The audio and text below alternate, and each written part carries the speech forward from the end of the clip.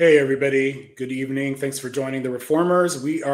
This week we're doing it a little bit differently. We're going to a rapid fire format and we'll see how we do. We have got lots of content and lots of opinions. I hope our audience, people viewing us can drop in their comments in the chat because we'd love to see it, and we'll put some of them on the screen as we go. So let's see here. Hello. Listen, I'm confident that we can get to everything tonight, but I am a little concerned because as the days continue, there is so much news day to day, because Chris and I were just talking about this today, like just in the last 48 hours, that we I can't quit my day job, y'all. Like I can't be here every day, but that's what it feels like. It feels like we need to be here every day because we can't even get to half of what we want to get to. But I think today, if we move fast enough, we can get to them.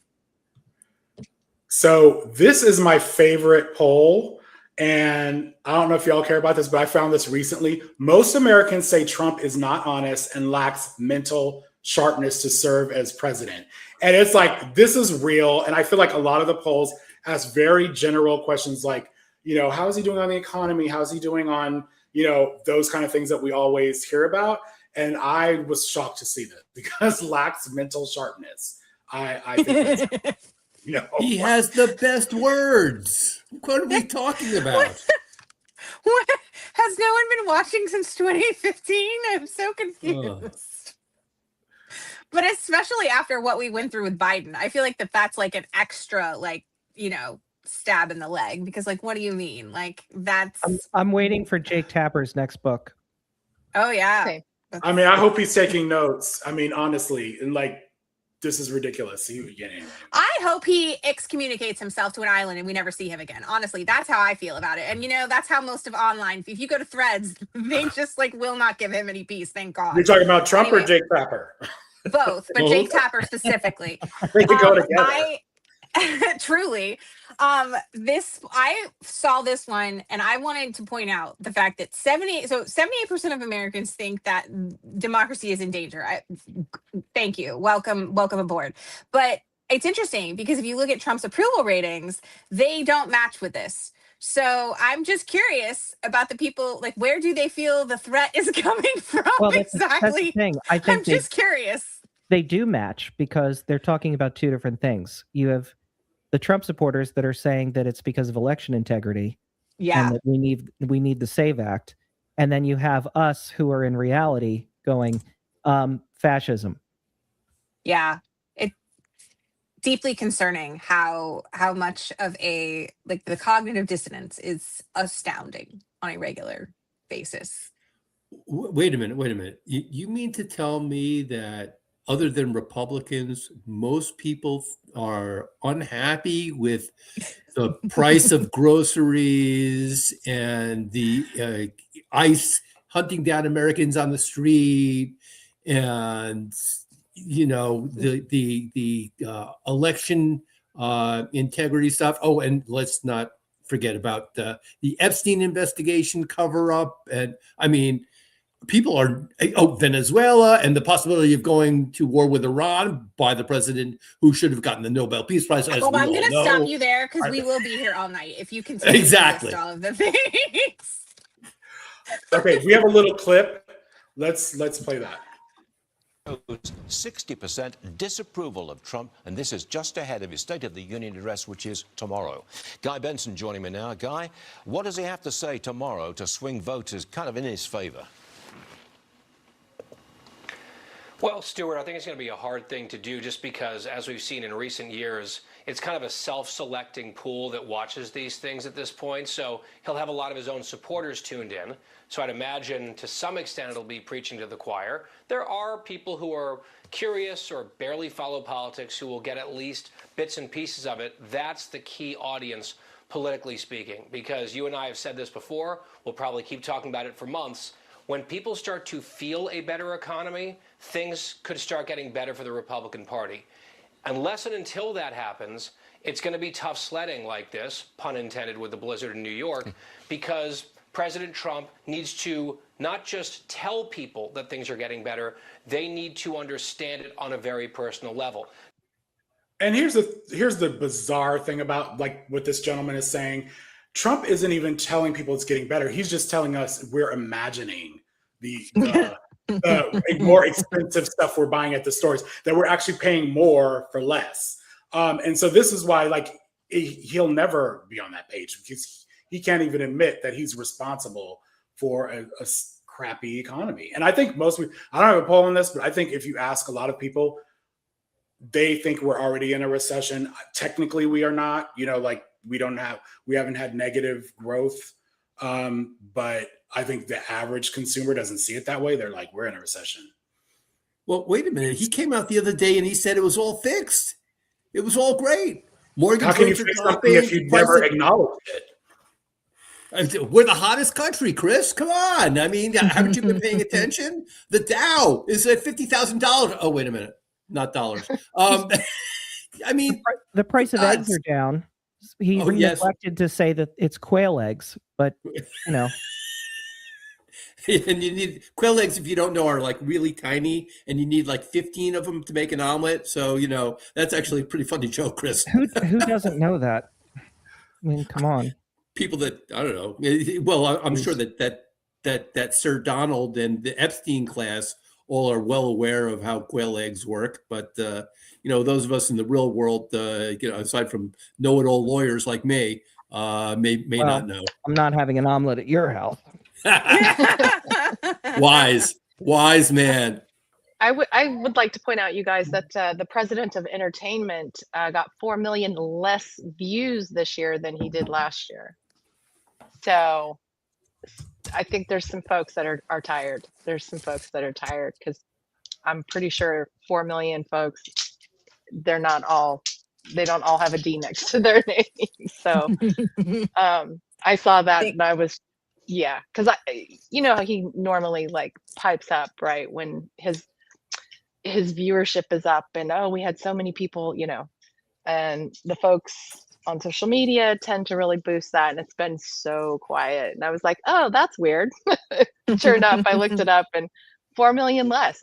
I'm loving it. I love it because it tells me a lot actually about what's going on, right? So all right, so let's talk about this Surgeon General confirmation hearing that happened. Was that yesterday? Yes. Yes. But it feels like a lifetime ago. Well, and today, I think it continued into today, didn't it? They voted to move it forward today. Yeah. Right. And so I would just like to say that every single day, my blood pressure is tested. And this was a significant one for me because when I had never heard of her. This happens to me all the time. Everybody knows who everybody is. And I'm like, who the hell is Casey Means? I don't claim her as a Casey, number one. Like, how dare you take my name and act like this? She's not a doctor. She went to medical school supposedly and left during her surgical residency and decided to be a functional medicine doctor, which, by the way, I'm not going to jump all over because I see a functional medicine doctor, but she works at an integrative practice, with a LabCorp in it where we have blood work drawn, and she's really big on vaccines and science, right? This lady doesn't have a current medical license. It expired back in 2024. And she peddles shit on Instagram, like for companies. And then she doesn't say that she's partnering with them. She just like advertises. She's like, oh yeah, like this wonderful product is amazing, but she's getting a kickback for it. And Chris Murphy outed her. We have a clip of this. Her attitude, like this is the thing about every single person that Trump taps has the same degree of entitlement that he does. Like, how dare you question me? And she tries to run this. Pam Bondi energy. 100%. All right, let's hear this clip. Testing platform data shows that you disclosed your partnership with them less than a third of the time that you recommended their services online. Genova Diagnostics, you disclosed your sponsorship in only 2 of the 9 times that you promoted Genova. Daily Harvest, you disclosed your sponsorship in only 3 of the 14 posts recommending that product. Zen Basil Seeds, you disclosed your partnership only 2 out of the 13 times that you recommended the product. This seems systemic. It seems that in the majority of instances in which you were, as a medical professional, recommending a product, you were hiding the fact that you had a financial partnership. You seem to be in regular willful violation of the FTC rules. That is concerning, as someone who agrees with Senator Cassidy that our focus has to be on restoring trust in the medical profession. And yet over and over again, you seem to be at scale recommending products without telling your followers. And you have 200,000 newsletter subscribers. You have almost 1 million Instagram followers. And in only 3 out of 14 times on Daily Harvest, when you were promoting Daily Harvest, you disclosed that you're getting paid by them? It sounds like you have a lot to say about this issue, and I would be very interested to see how your staff looked at this data. I have a strong feeling that the way in which they gather this data is done intentionally to create these claims that you're making. Well, I have the backup here. I mean, will you acknowledge that in many instances when you were promoting these products, you did not disclose that you had a financial relationship? I don't think that's true.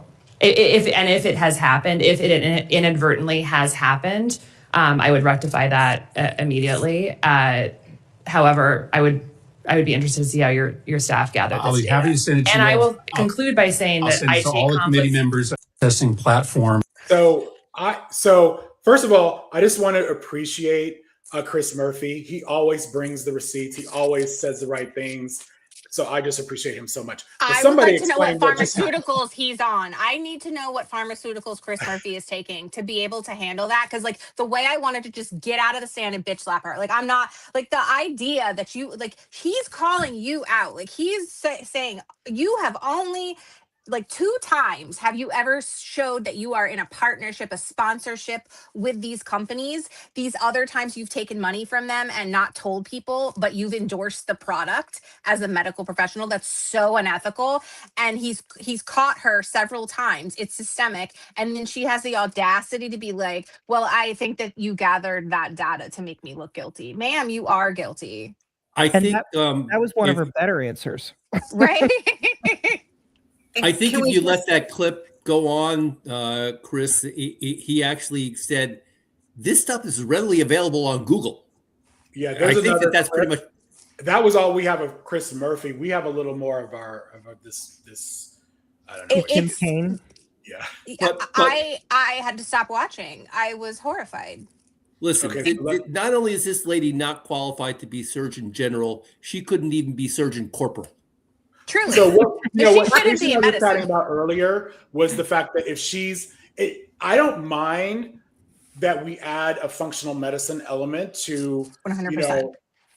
To an agency, but it shouldn't be in place of traditional medicine. It should be because a lot of people in conjunction with, yes, and I think it would make it better.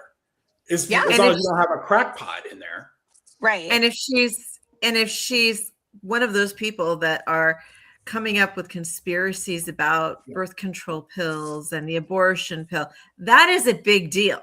And I don't think that we are making enough out of that because there's so much going on that and we've seen this before.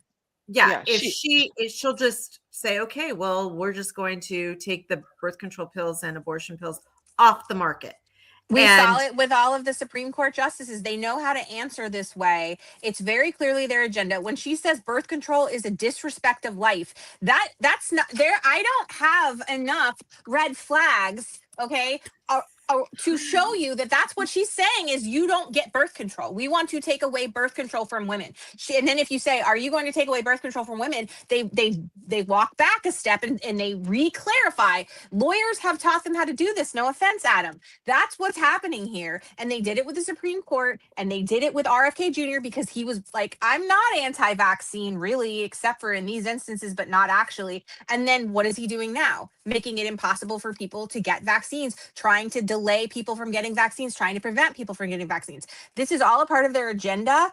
Also the part where she talks about, and I think Chris already showed the screenshot of like the spirituality. She's like, I think people are ready to entertain spirituality in medicine. That's not, let's talk about mindfulness like as Buddhists do. That's like, I want the Christian faith to be like teaching, to be in place of like, I don't know, antibiotics at this point. I don't know. I can't even imagine. But the bottom line is this is Maha, and this woman is absolutely wholly unqualified. She's not even, I don't even think she's a functional medicine doctor. She's just a grifter. Like everyone else in this administration, they're there to make money and to push the Christian nationalist agenda, their authoritarian regime that they're trying to run here. Most of these people, I mean, I doubt they have college degrees at this point. Like I truly do. They're just picking them off the street.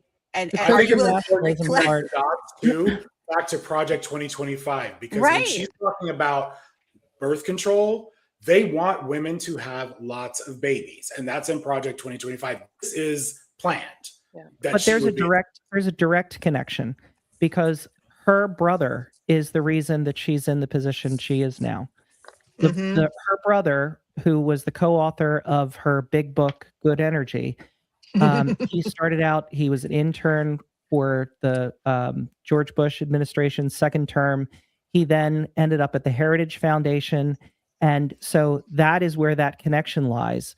And then he's a lobbyist now, right? Isn't he a lobbyist now? And the whole reason she is where she is because of hits that she did on Fox News that then brought her to the attention of RFK Jr.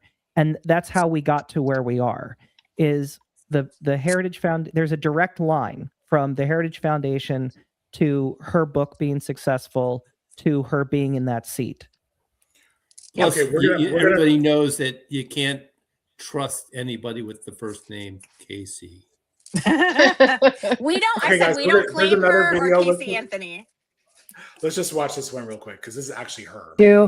I think when I speak of spirituality, and I do believe Americans are ready to hear about spirituality as it pertains to medicine. 80% of Americans are spiritual or religious. There's amazing evidence coming out of Columbia University, the lab of Dr. Lisa Miller, that spirituality has a large impact on health outcomes. And, so certainly that's a personal anecdote.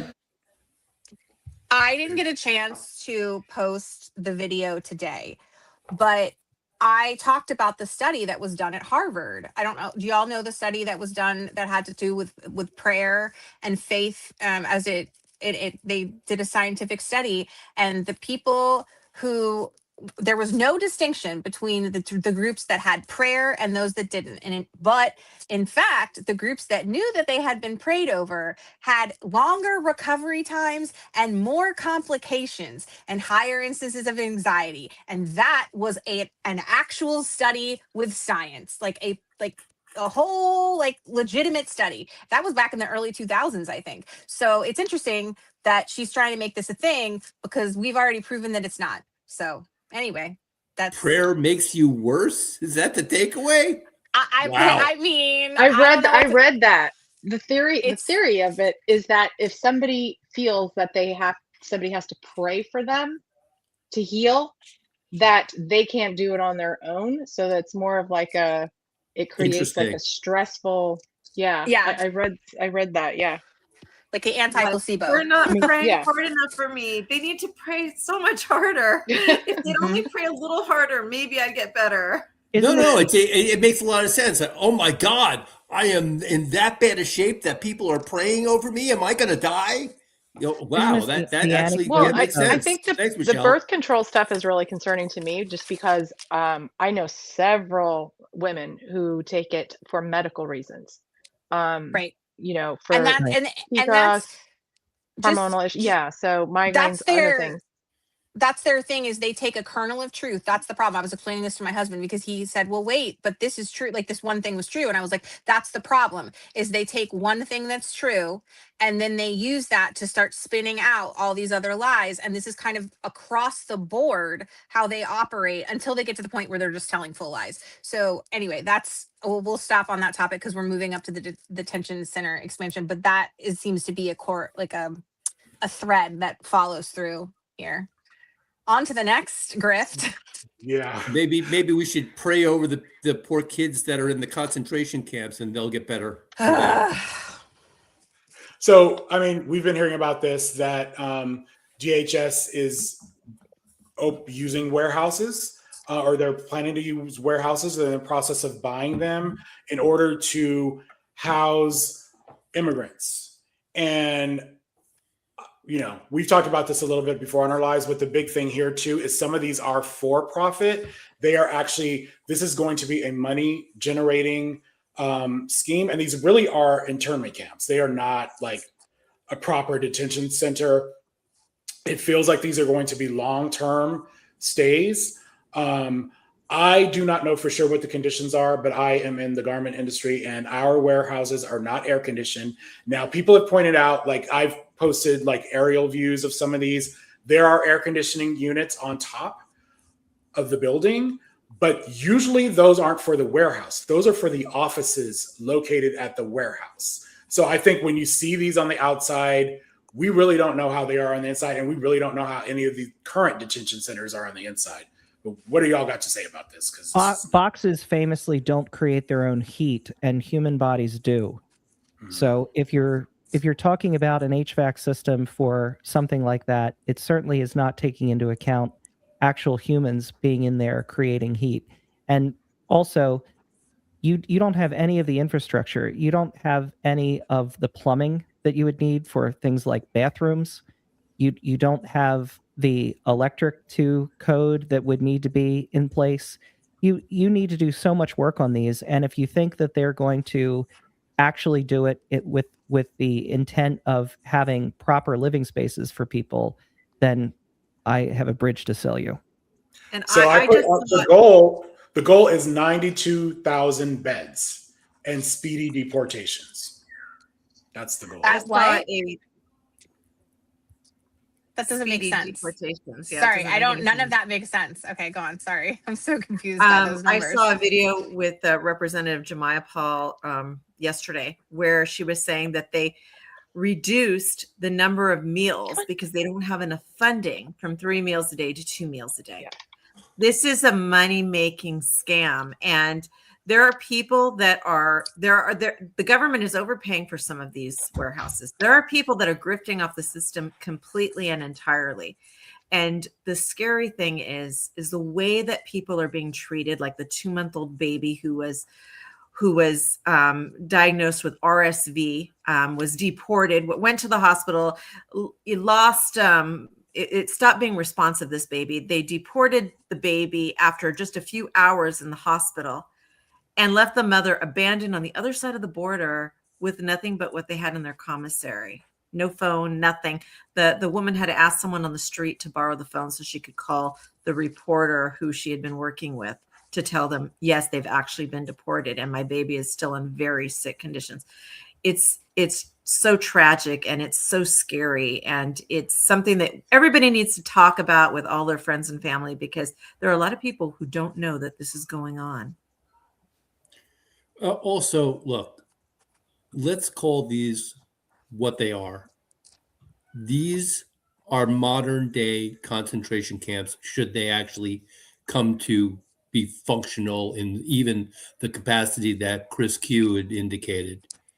I don't know if anybody caught this, but Jamel Bowie did an interview with a concentration camp historian / researcher, and basically came to that conclusion, which I think that we all kind of knew, but people are afraid to say this because they associate death camps and extermination camps and Nazi Germany, and that is the only frame of reference of concentration camps.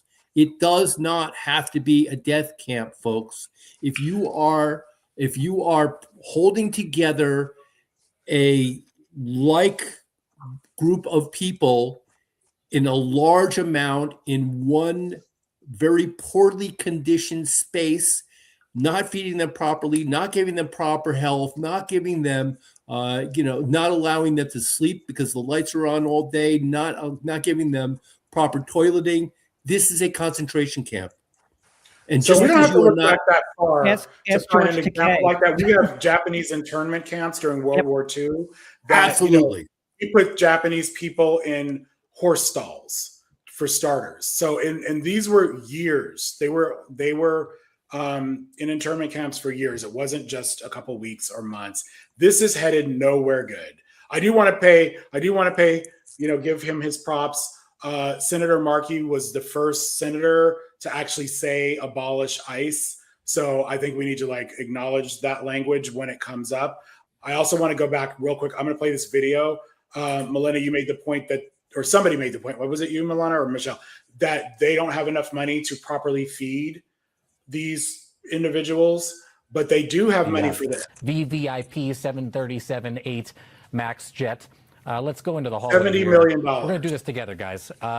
Paneling's quite nice. This is, I think, maybe a powder room on the left-hand side that the secretary may use. Somebody said there are bidets on board. I don't know if you flip up the toilet seat there, that's a bidet or just a toilet seat, but nice looking either way. And I don't know if it's real wood or laminate or whatever, but pretty fancy looking. This is the kitchen, the galley kitchen. When you go in here, perfect stainless steel appliances. Are those mixed nuts up there? There's a microwave. I don't even have a microwave in my house.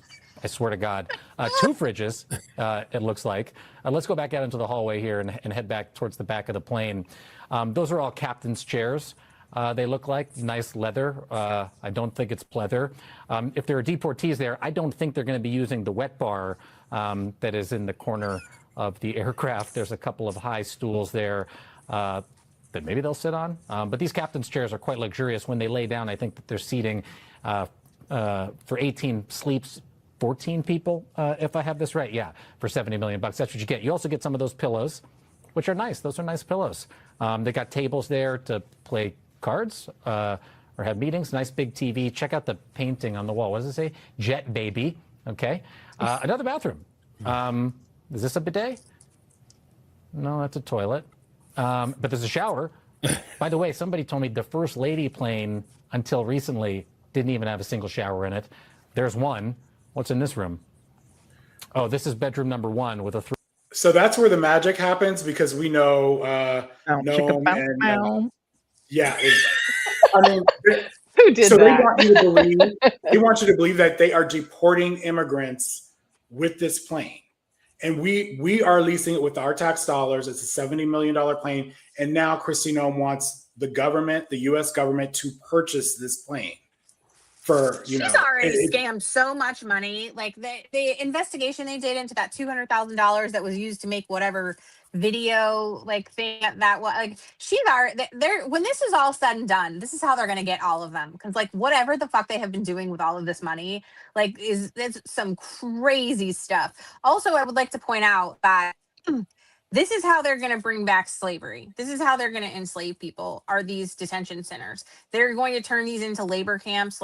It's going to be within a year. I guarantee you. And they're going to call it some sort of project or penance or whatever fancy propaganda name they're going to give it. But at the end of the day, they're going to start doing labor to pay for things. And then they're going to use that money that, by the way, they're probably going to, contractors are going to bid for jobs. And it's going to be this whole quid pro quo thing. And then they're going to save all that money that they could have paid contractors, and who God knows what they're going to be buying with that. So just sorry, that's terrible. And remember, we might end up in there. Us. Right. Exactly. You and me and Chris and Chris and oh, for sure. I have a chronic illness. I'm a woman. I got sleep apnea. They're throwing me in there immediately. I'm just one of the first people. I'm down for the count. I don't know. I think the plane is fine, because you've got to remember, she needs room for her wardrobe. So, all of her costume changes, that takes up space. That's important. That is very important. So. By the way, props to the reporter there. I don't know if you guys are aware. That's Jacob Soboroff, who really came to national attention by exemplary reporting on the child separation saga during the first Trump administration. He's done excellent work. It's amazing. That's a great call out. Yeah. Okay. So while we're talking about Kristi Noem, I just want to make sure, we want to dispel a little disinformation when we can. So I'm going to play this video for you guys. And to me, this is jaw dropping. Let's listen. Are you calling these guys bad hombres? They really are. I was talking to a U.S. Marshal just yesterday, and he was talking about the fact that they were deporting a plane load of illegals, and one of them was a cannibal. And he kind of said it offhanded, and I said to him, what do you mean it was a cannibal? And put another individual in the seat near, close to him. He said he literally was eating his own arms. That for him, he was that is what he did. He called himself a cannibal, ate other people, and ate himself. Well, they had to take him off of the flight and get him medical attention, and then he went back into the system. The other day I was talking to some marshals that have been partnering with ICE.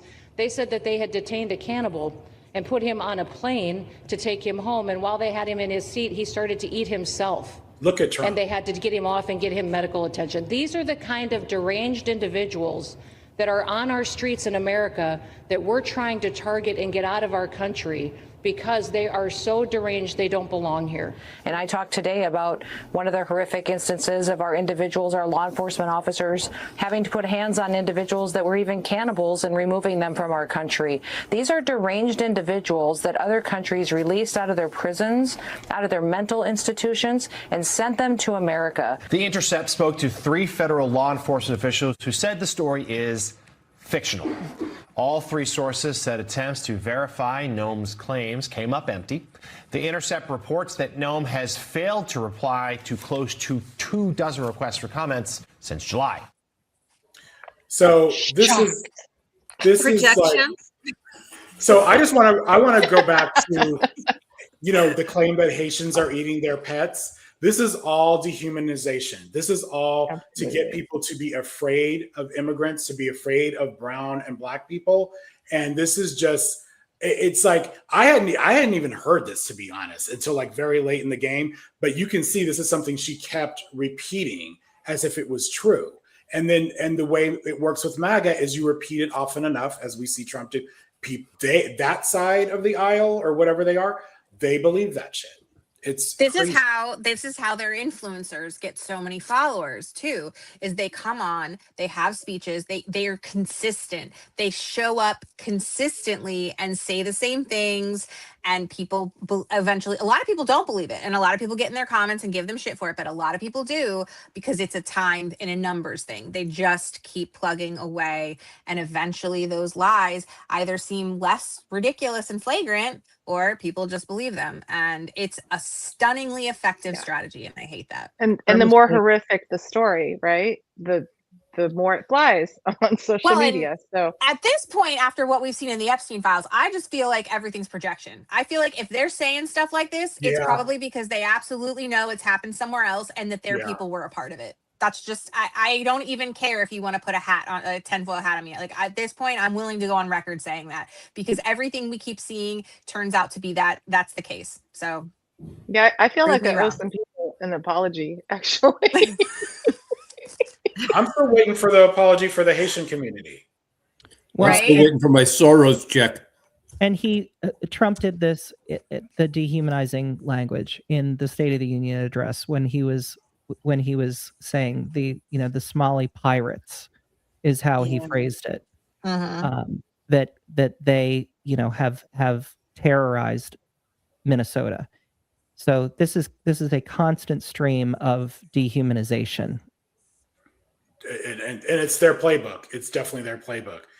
So have you all seen this? I think this was last week, or maybe it was over the weekend, with his latest Greenland hospital ship. Yeah, it was to send a boat from Louisiana that I guess is not functional. I don't know. What do you dry dock? Yeah.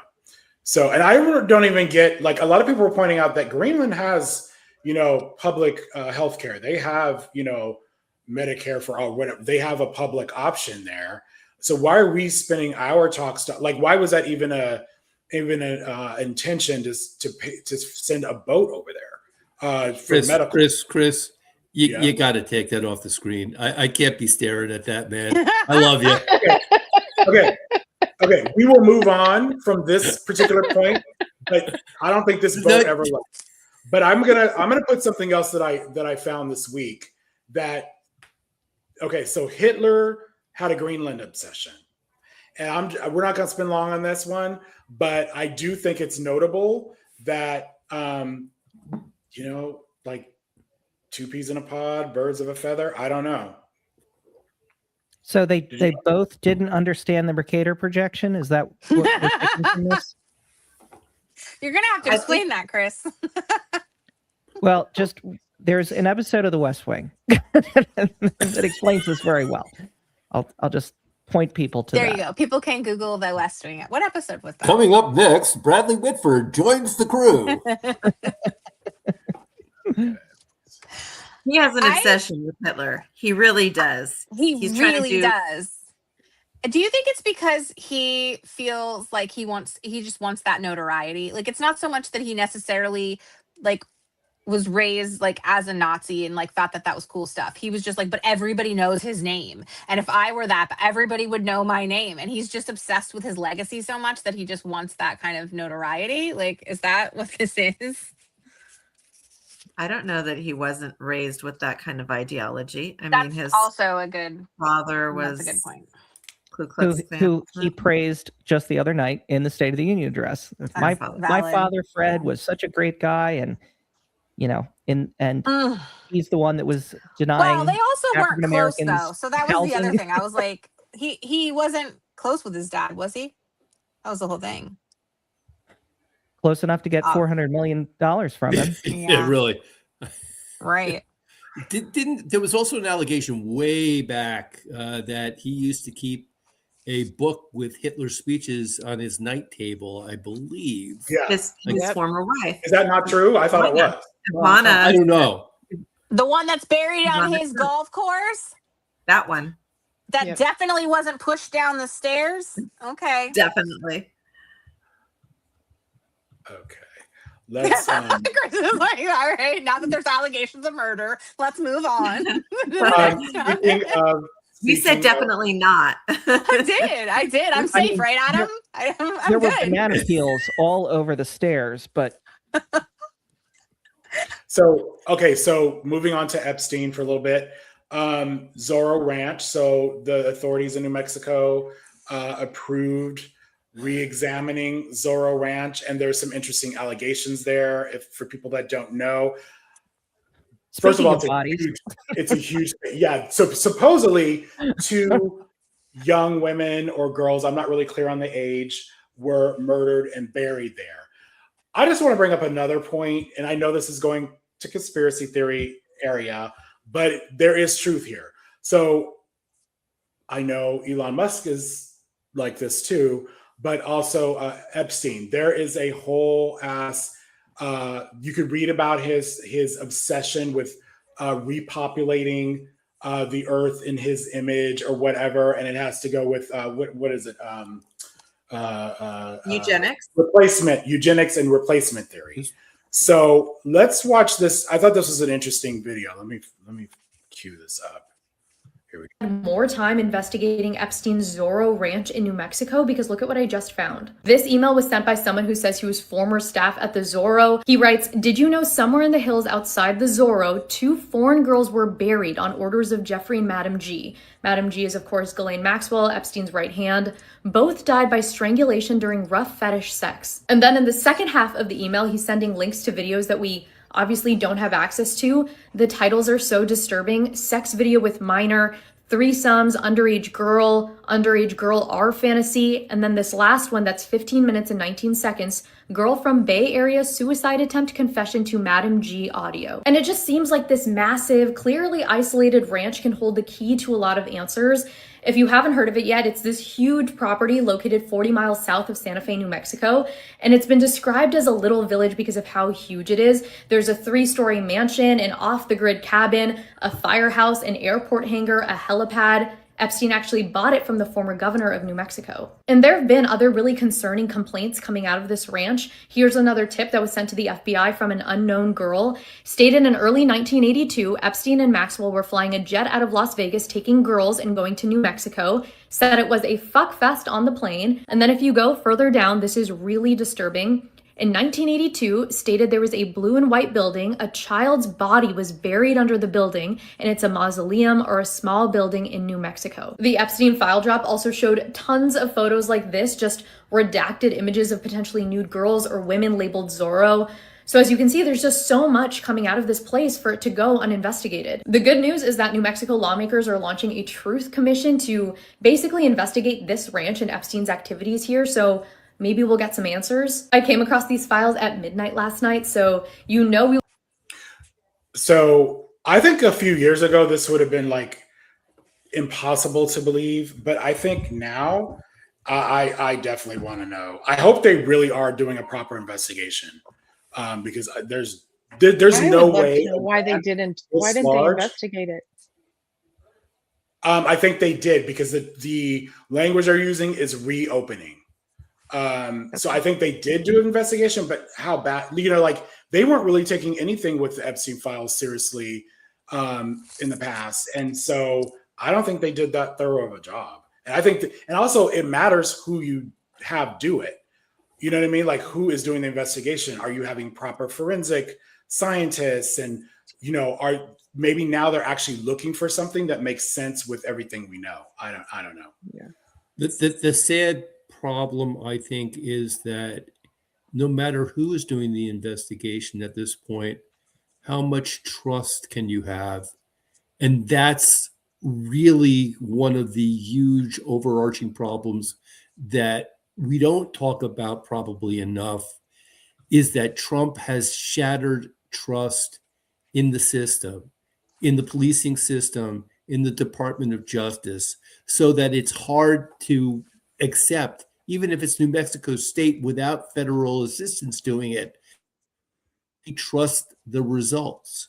The line between conspiracy and fact has been blurred so much that it's hard to know what's real and what isn't, what's full-blown tinfoil hat conspiracy and what's got a grain of truth that actually could lead to some investigative result. What's AI? And what's AI? People are, that you won't believe my video. Some people say, this is AI. This is AI. I'm like, this is not AI. Some of it was. The way the files are searchable, and the unfortunate part is that creator, I don't know who that creator is. I don't know what her reputation is. I don't know what to believe. And so anything that comes out from any of these files that individuals are putting forth, there is no buy-in from the public to that person, because there's no Walter Cronkite. There's no authority figure that you can absolutely trust saying, no, really, this is in the files. You need to look at this. There's no vetting process for it. It's helpful when people do create videos or post things, that they post the file number. I think that's really helpful. I try to attach the actual file in my post, and then a link to where that file is found. And because we don't, like, there is still misinformation out there, a lot of it. And, I do feel I have credibility with my followers, and I don't want that to end. I'm not trying to be on some conspiracy theory shit, especially if something as serious as this. I think there are some things that are like out there that are kind of like funny or kind of fun to talk about, but this is not one. This is not this. Certainly not. Let's pivot a little bit, still on the Epstein files, but let's talk about the missing files. And this has come out over the past couple of days that watch this video. The department has withheld notes and memos reflecting FBI interviews from its release of the Epstein files, including interviews with a woman who accused President Donald Trump of sexually abusing her when she was a minor. The thing is, Emmis now has found that the FBI conducted at least 4 interviews with that woman, but only one record from just the first of those 4 interviews was actually released to the public. But by piecing together publicly available documents and getting confirmation from a source who has access to the unredacted files, Emmis now was able to report that in one or more of those subsequent interviews, which were later recounted by the FBI, the victim alleged that Trump forced her to perform oral sex on him 35 years ago when she was 13 or 14 years old, and also hit her. Of course, the White House has claimed that President Trump has been totally exonerated on anything related to Epstein, as they do. So why didn't the Justice Department release those interviews?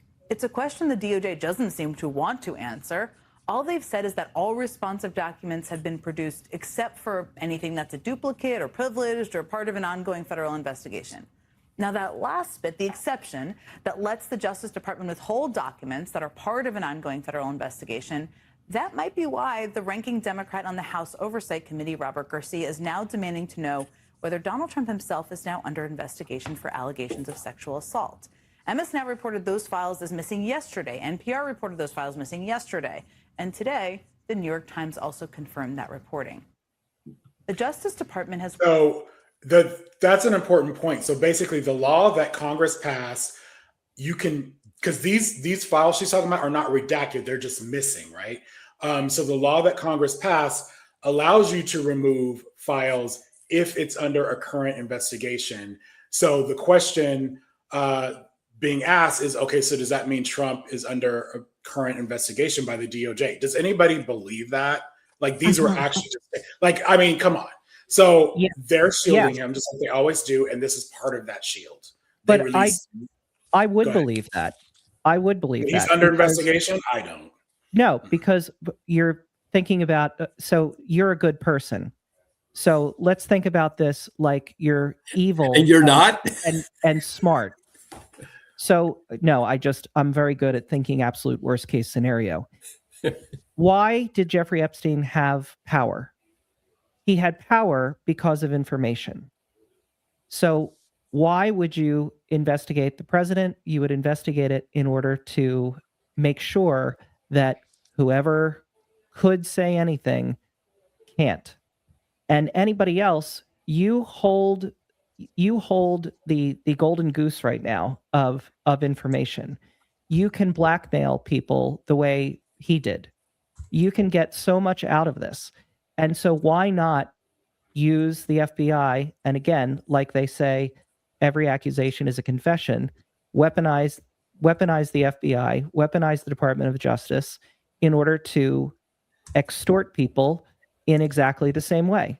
I mean, I personally believe that they've been that Trump has probably been extorting many Republicans. When you look at behavior of someone like Lindsey Graham or something like that, who was friends with President Biden, and then some of the things that he said and did, it makes very little sense unless maybe he was being blackmailed. But here's what I don't understand about that, Melina. Maybe you can answer this.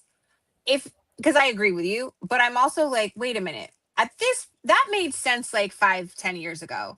At the point that we're at now, in all of the horrific shit that we've seen, everything that's so terrible, what the hell can they possibly have on these people that's worse than that? Like, at this point, I feel like everything that Donald Trump's done and the Republicans have done, that's eclipsed anything that could, like, it's like, what, you had sex with some underage people? Well, yeah, so did everybody in these files, and nobody cares about that. So, like, whatever, right? Like, what? Nah, I don't think it's any any deleterious material. I don't think it's bribery or anything of that nature. I think they want to grift, and if they don't follow Trump, they don't stay in office, then they lose their opportunity to grift. At least at this level. Yeah. By the way, ultimately. By the way, I'm going to do another call out here. I'm pretty sure, even though Jen Psaki kept saying MS Now reported, I'm pretty sure it's Roger Sollenberger who first reported this story way before anybody else. Right. I think a lot of people, he first reported it, and then a lot of the other news agencies verified it, including the New York Times and all of that. But yeah, definitely, that's a good call out. I'm 2 for 2. That's great. Right. We need you.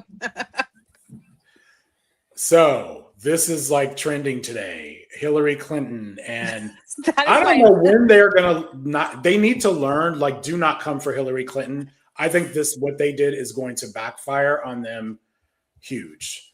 If for no other reason than that they have made a new meme, because this is already trending with like if I send you this, you message me something. Did you not learn from the Benghazi hearing? I'm surprised they didn't ask her about Benghazi. I mean, Well, I'm they're sure in they my did. comments. I mean, They're in my comments well, talking about it. So that's where it's happening. If you want to know, go to my post. Everybody's talking about it there. I had to turn on the reply. I had to turn off the replies because I can't babysit that post. There's so much disinformation in there. Anyway, they won't shut up about it there. I'm surprised they didn't in the hearing. Watch this clip real quick. Picture. It was just posted a moment ago by a right-wing podcaster who said he got it from Lauren Boebert, who was inside that room, which, by the way, is against the rules. Hillary Clinton appears to have had limited to no relationship at all with Jeffrey Epstein. Her name does appear in the Epstein files, but mostly in forwarded articles about her presidential run in 2016. She does, however, appear to have known Ghislaine Maxwell, but even the extent of that relationship is murky. In her opening statement, Clinton told the committee, quote, "I had no idea about Epstein and Maxwell's criminal activities. I do not recall ever encountering Mr. Epstein. I never flew on his plane or visited his island, homes, or offices. I have nothing to add to that." Then she turned the table on House Oversight Chair James Comer, demanding he treat the current president, Donald Trump, with as much suspicion as he's treating both her and Bill Clinton. Quote, "You have compelled me to testify fully aware that I have no knowledge that would assist your investigation in order to distract attention from President Trump's actions." I mean, to me, touchdown, because it's like they invited her there or forced her there, really, and she turned the tables like of course she would. We're also going to show a clip of her press conference, but when I saw this earlier today, not really a press conference, her statement. Yeah. Yeah. I mean, when I saw that earlier today, I was like, thank you, and part of the terms of this, as I understand it, they are supposed to make the entire video of her testifying public. This is not supposed to be secret, but I'm telling y'all, they are making clips behind the scenes. They're making, because some of the questions they asked her are crazy. What do you guys have anything to say? Do you want me to skip to the press conference, which is like a couple minutes? You can skip to the press conference. Yeah. That's fine. On rules based on the fact it was going to be a closed hearing at their demand. And one of the members violated that rule, which was very upsetting because it suggested that they might violate other of our agreements. So we had to cease the hearing for a period of time until we could get assurances that no rules would be broken going forward, and we returned to answer questions repetitively, literally over and over again. I don't know how many times I had to say I did not know Jeffrey Epstein. I never went to his island. I never went to his homes. I never went to his offices. So it's on the record numerous times. It then got, at the end, quite unusual because I started being asked about UFOs and a series of questions about Pizzagate, one of the most vile, bogus conspiracy theories that was propagated on the internet, that was serving as the basis of a member's questions to me. No Republican member asked any questions about Jeffrey Epstein or Ghislaine Maxwell to anyone else they have deposed. And in fact, the Republican members didn't even show up for the deposition of Les Wexner. And when I said that, I had to point out that the only questions that any Republican member asked of any of the people they deposed was of former Attorney General Bill Barr when Chairman Comer asked him about the allegations, in his view, about Russia's involvement in my election in 2016.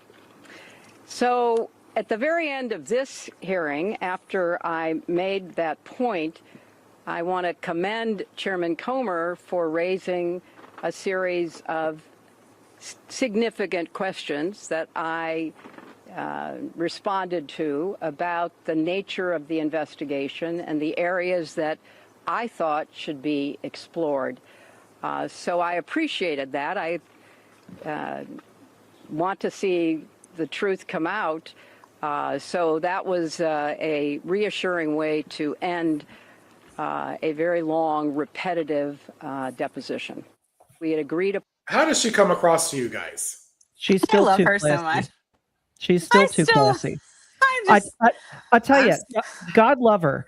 You know, that she said a Republican member shared a photo when in the photo is Lauren Boebert's name tag. So, like, this was not secret at all.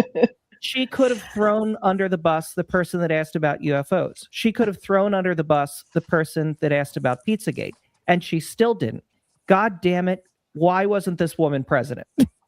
I Chris. feel about Hillary Misogyny. Clinton the way that I feel about Gwyneth Paltrow, right? It's like two of the most hated women, and for some reason I find them so fucking entertaining. Like I was like, she's- what? No, because it's like it's the same thing. It's like they're both really confident about what they do, and they kind of don't give any fucks about it, right? Like that's the thing. Is like she's gonna do what she's gonna do, and like she's like, you know, it is what it is. And I think a lot of other women would have been like, I'm out, done. I'm like, this is ridiculous, like, right? Like, because who has patience for this? But like, again, I'd like to know, her and Chris Murphy, the pharmaceuticals they must take to be able to endure, like for her to sit down, this is like how many times, I wrote a post today, like how many times is Hillary Clinton going to have to testify in my lifetime when the powerful men don't have to? Like at what point are we putting someone else on the stand? When she testified for Benghazi, you could tell she was annoyed. But Yeah. her stamina for her, what is it? 11 hours? Amazing. 11 hours. Yeah. I was actually in Vietnam, and so it was the middle of the night for me. And I woke up. I sleep with the TV on. I do, and I woke up to that. And that was my president. I made up my mind then, and you know, she lost, and I was pretty sick. So I feel like a lot of the mannerisms that she does give away, like what she doesn't keep behind her poker face, are things that we relate to. Like they're very relatable. Like her exasperation at that point, we were also feeling, right? Like that's a lot of what she does give away. You know, she may not be the most relatable person, and she may not be the kind of person that people connect with, like, right? Like, and she's maybe too, you know, like, I don't know, like some people feel that way, but I think the stuff that she, smart. yeah, I think Smart. I think For that's a exactly woman. what it is. I think that's exactly what it is. mean- And I often wonder, I don't know, like there's people like this. I always wonder if there's like a little spectrumy, because usually I have like bonds with those people, like where I'm like, something about you that like I vibe with, and I don't know. I think she's never been- brilliant. I love Hillary Clinton. I think she's brilliant. She's incredibly intelligent, but she's never been a good retail politician, and that ultimately That's was true. a big problem. I think that, coupled with the fact that the right has run a masterful Yes. campaign against her, and I've said this before, I will say it again. When you have a smart female candidate like her, the amount of, like we've talked about, memetic warfare or meme warfare. Mhm. The amount of, like, I did a thing on this, and the amount of memes, they all are like paint the same picture: Hillary Clinton, AOC, Kamala Harris, Nancy Pelosi, and I'm sure we'll have our share. I haven't checked on Jasmine Crockett, but the quantity of these memes that are all the same. They're stupid. They slept their way to the top. They're all the same, and they always pick the worst possible angle of a photo. And now I'm sure they're using AI, and it's repetitive, and then it spreads amongst the base, the MAGA base. Mm-hmm.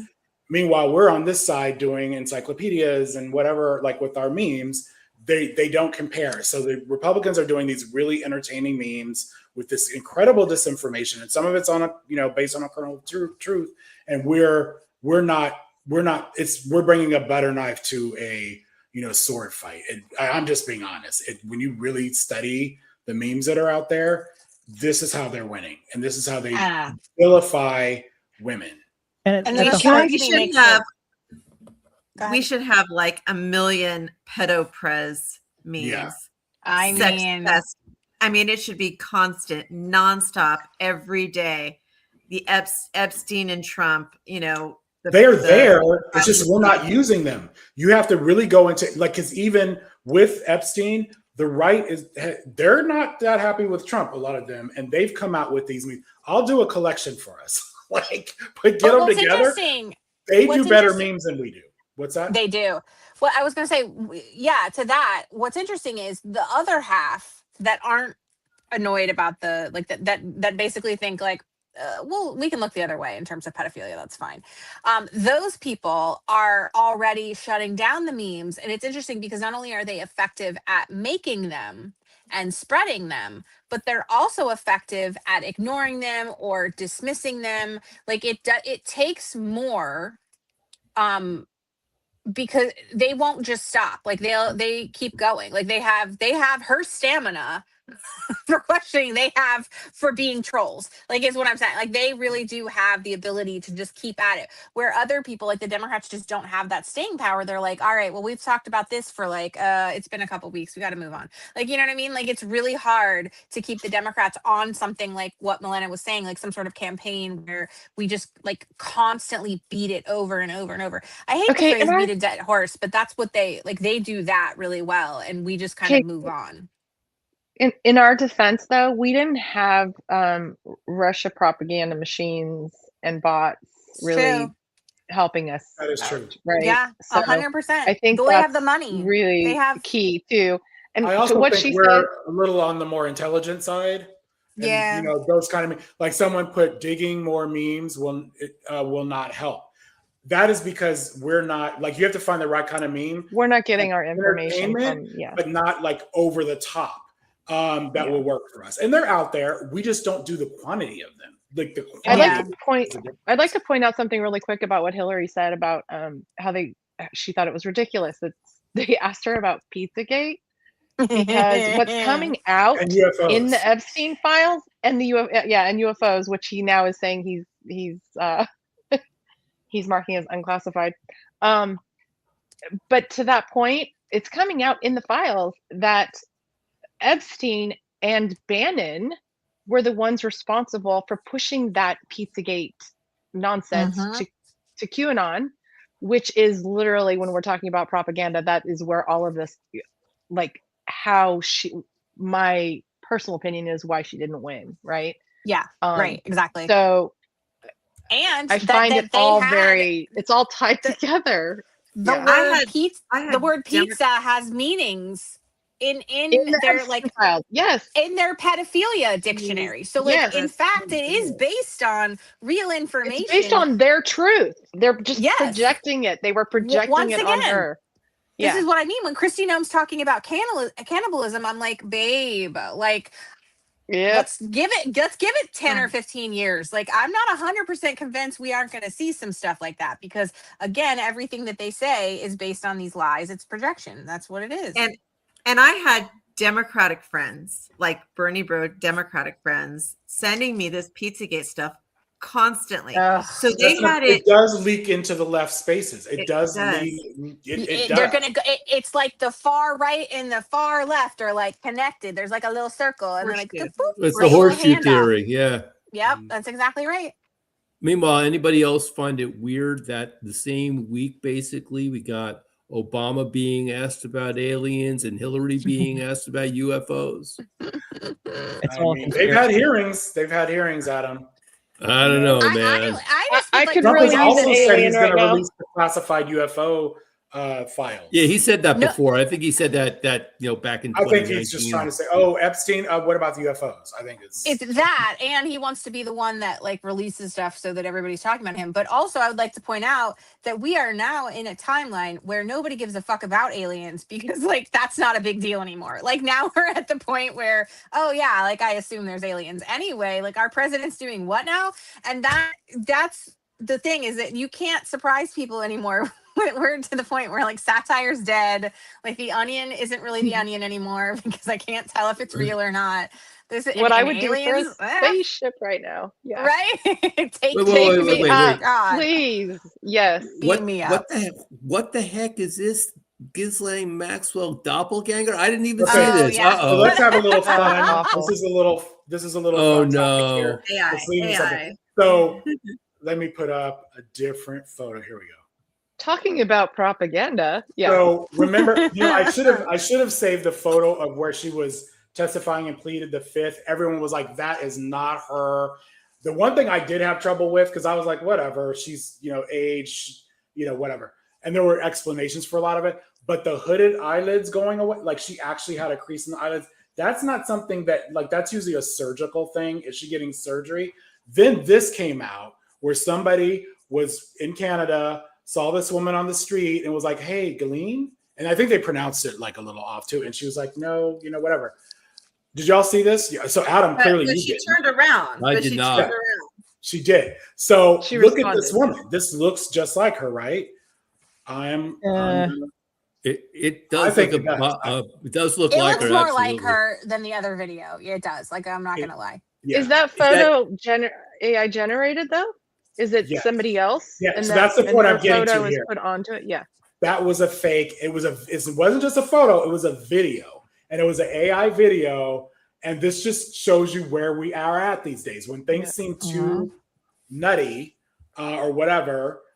Same thing. Like, I don't like, there's also this photo. I think I have it somewhere, but I will skip it. A photo of photos of Epstein supposedly in Israel.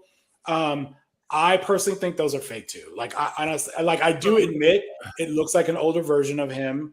But that goes to this whole conspiracy that he didn't really die. That was a double, that they took the body out. And there's this letter. What's that letter that his brother released where the dates were wrong, which could be a clerical error. There's just things here that are like, I don't think we can. It's really easy to go down these rabbit holes, and maybe some of these things are true. I don't know, but like, this is fake, and we spend a lot of time. A lot of people spend a lot of time looking at this, huh?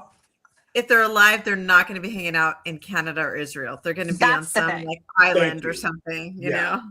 But and that's the problem. So here's the. I also feel like it's a disservice to what could be an actual conspiracy theory, right? Because I see the videos and stuff, and I'm like, yeah, I don't think that looks like AI to me, or like that doesn't look real to me. But I'm also like, but I'm not discounting the fact that he could be alive. You know what I mean? It's like I'm not putting anything past these people right now, but you are bringing me fake evidence right now. So I really would like people to chill on the fake evidence. Let's look for the real stuff because it might actually exist. Like, let's put people on that.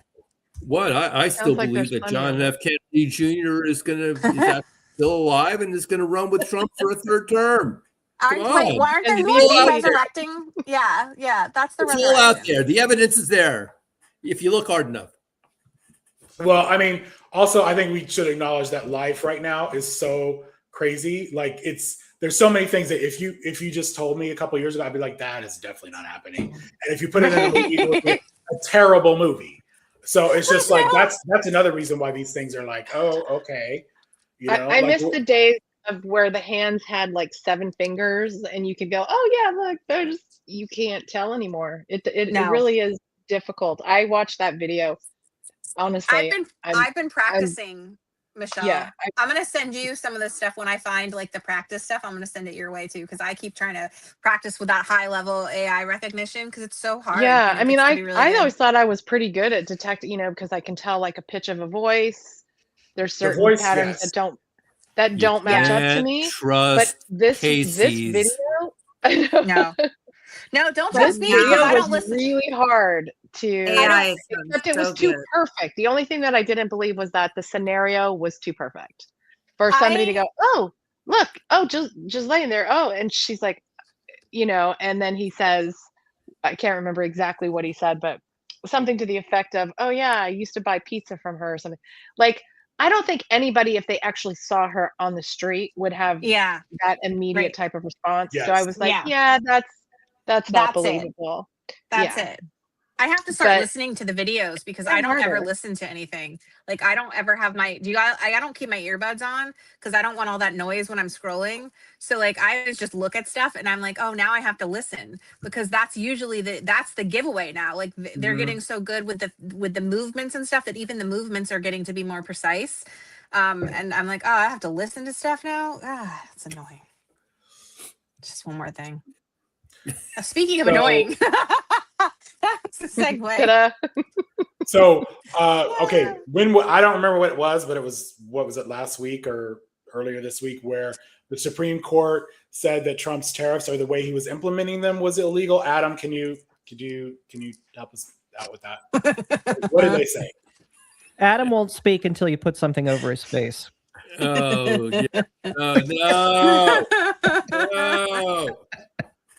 no. Yeah, the Supreme Court obviously struck down the Trump tariffs, stating, well, at least 6 out of the 9 members.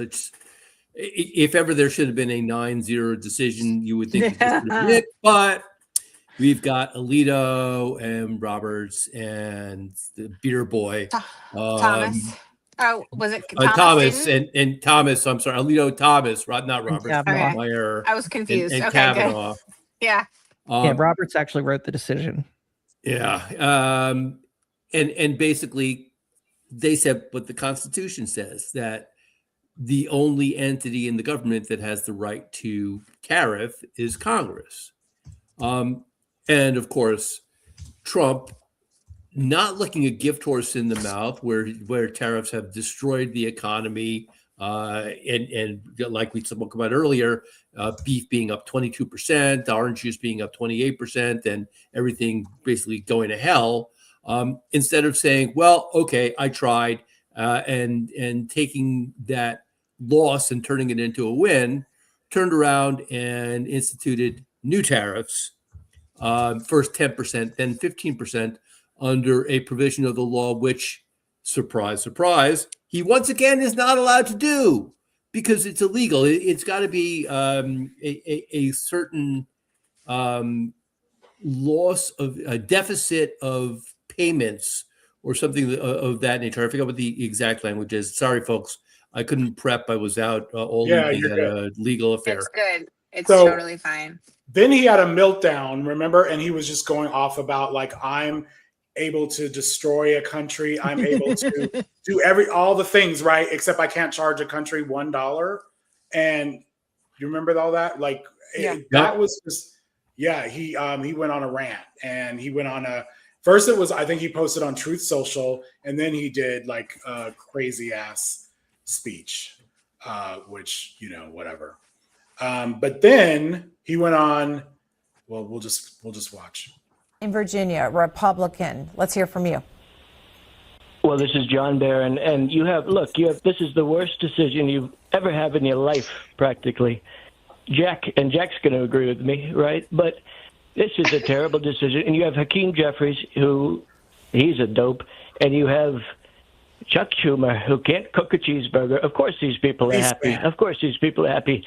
But true Americans will not be happy. And you have the woman earlier, I assume she's a woman, she's a Democrat, but she said she's disgraced. She's devastated. All right, by John. this. So is this dementia or like where is this even?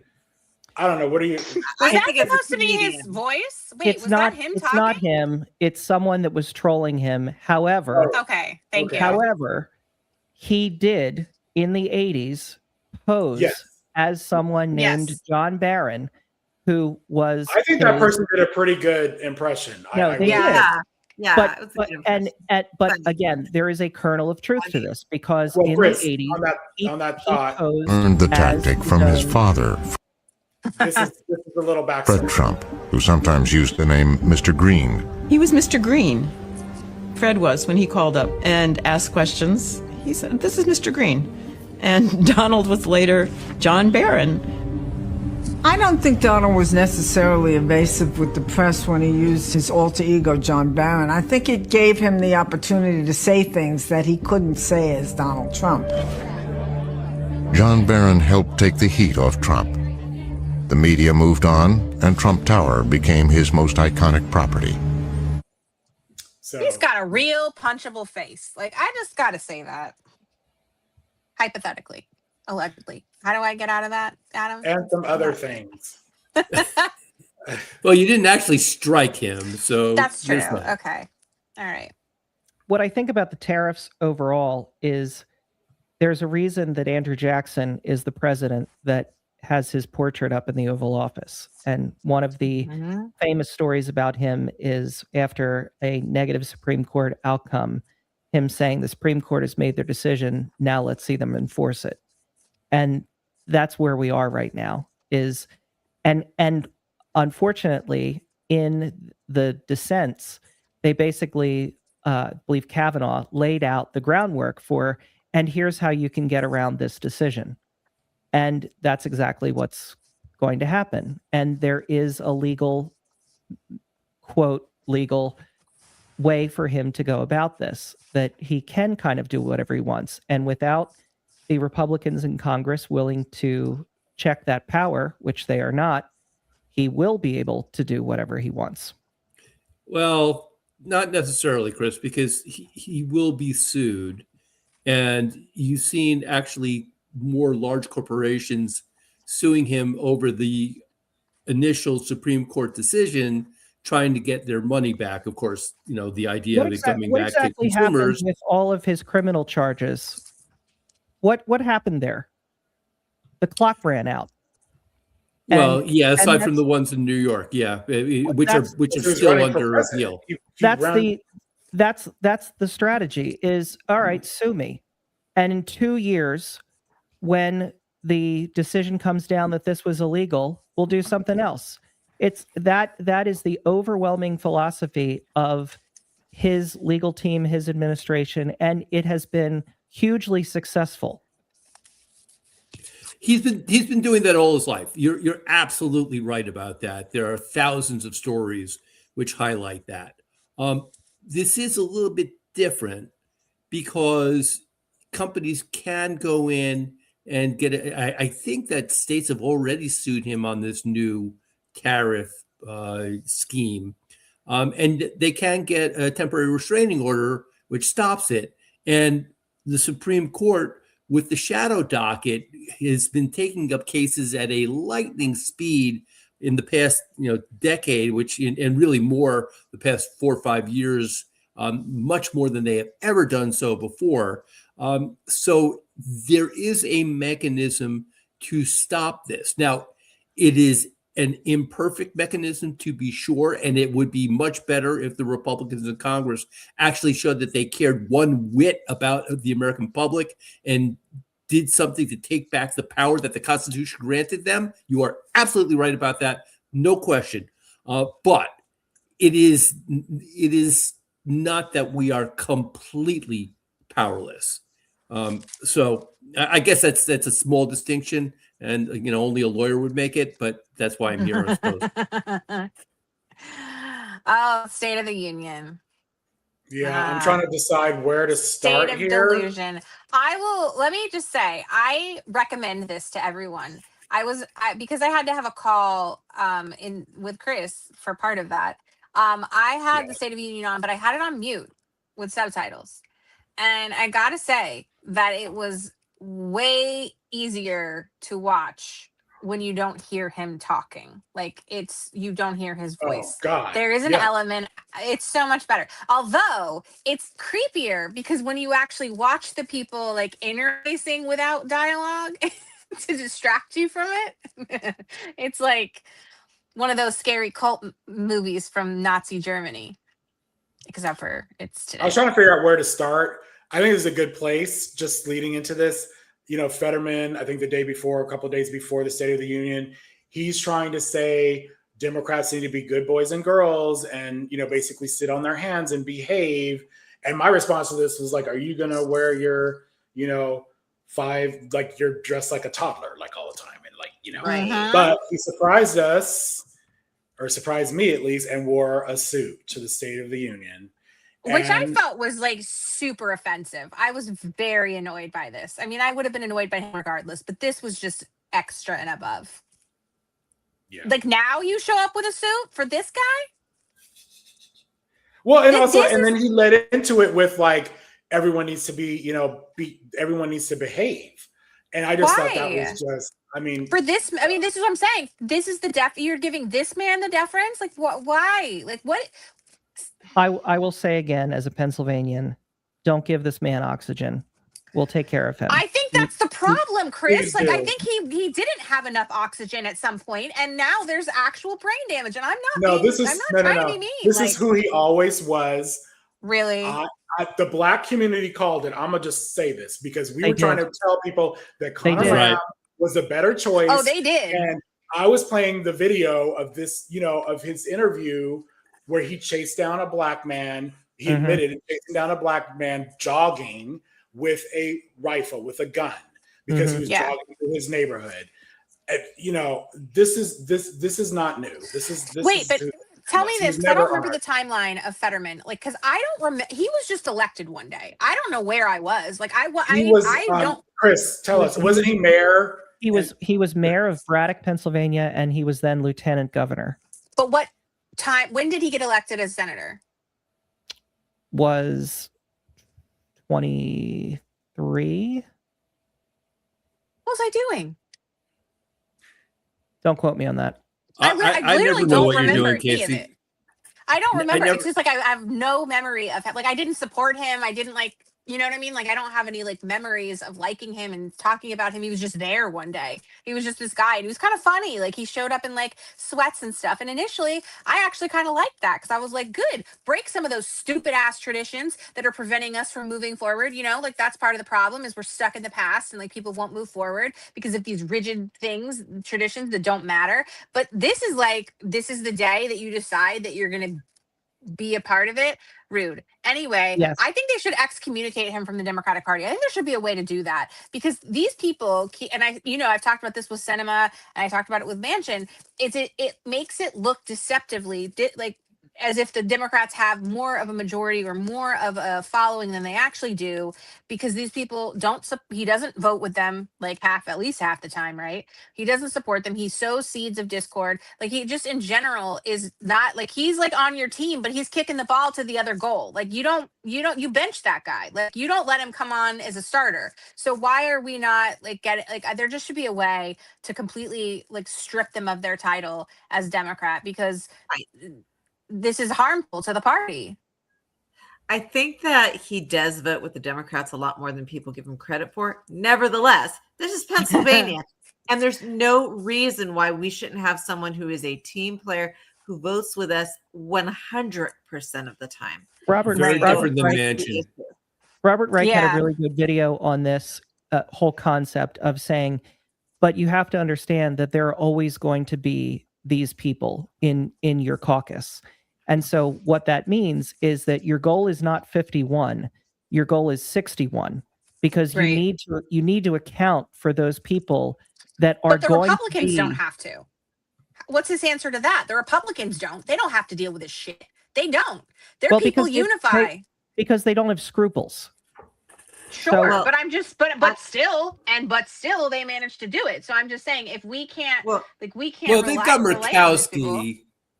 I mean, Murkowski. Listen.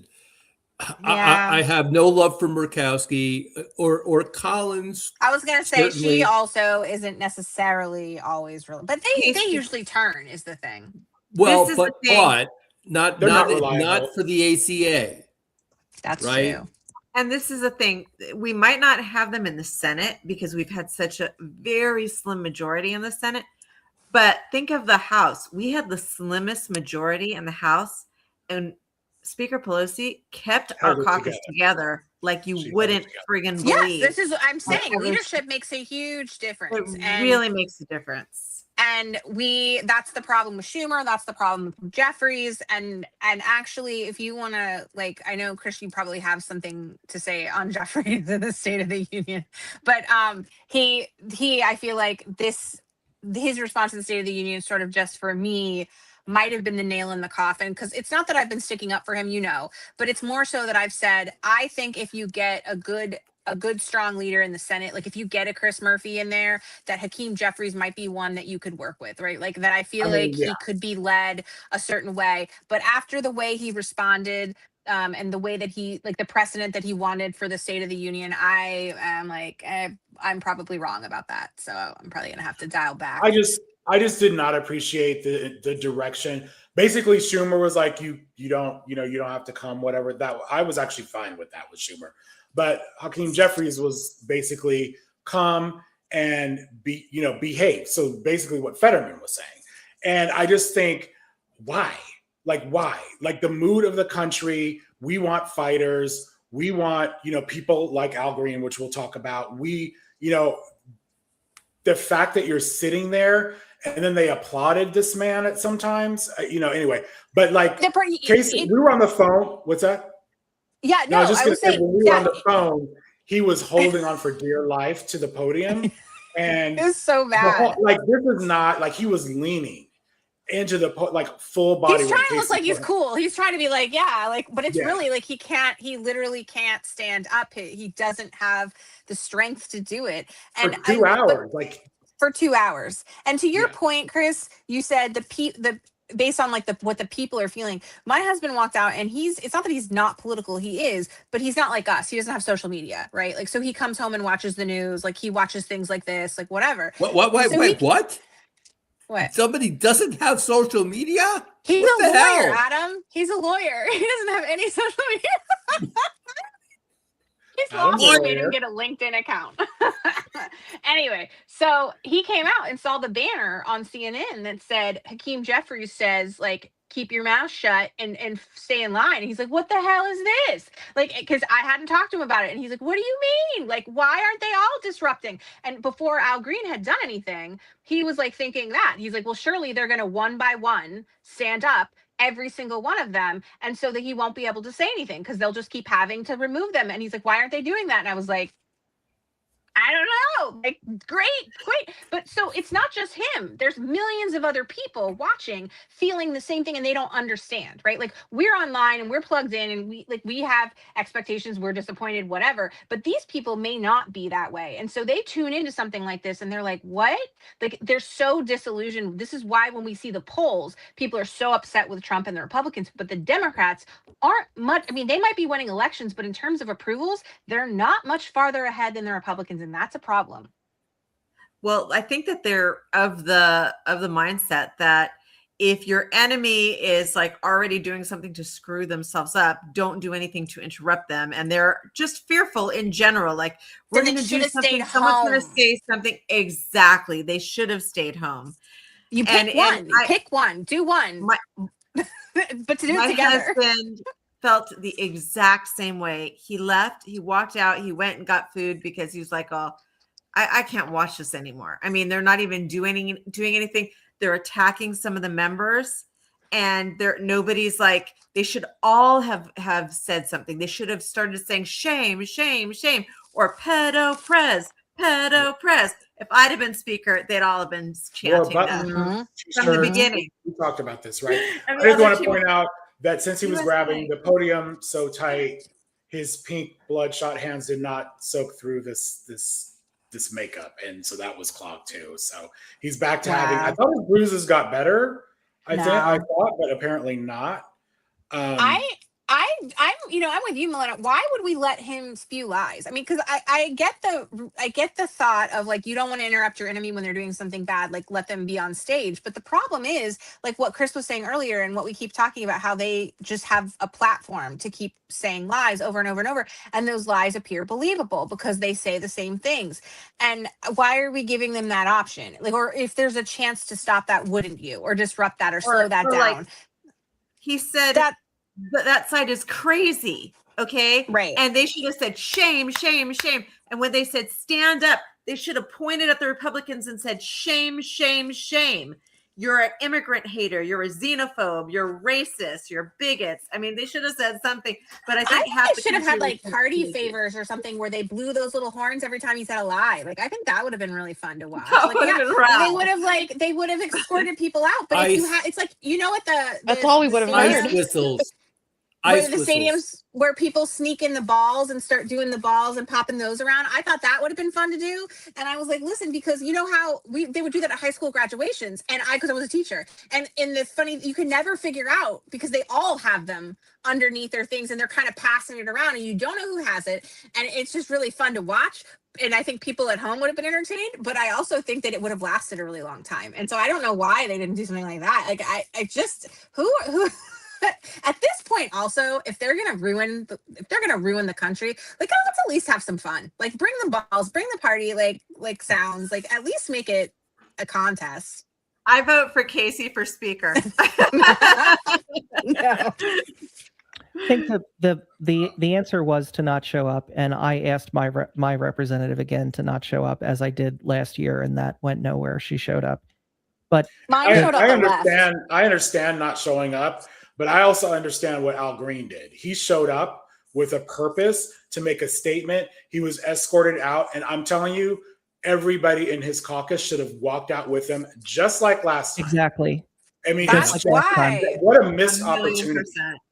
I wanted everybody to have their own sign. Everybody's been affected some way. Why can't everybody hold a different sign? There were so many different ways you could have done that with the signs. You could have had the survivors come and had one representative be with each survivor and have only those people come. There were so many different ways you could have done this. And the precedent for this, the State of the Union has become this pageantry. It is not a requirement. In the Constitution, it is just stated that the president will from time to time speak on the State of the Union to the Congress. And up until, I think it was Woodrow Wilson, it wasn't even in person. It was literally a letter that was sent to Congress. And the whole atmosphere of the State of the Union was the reverse of what it should be. It's the Congress inviting the president in to speak. And the way that this was framed by Trump was, especially with giving out the awards and everything, it was him presiding over his kingdom.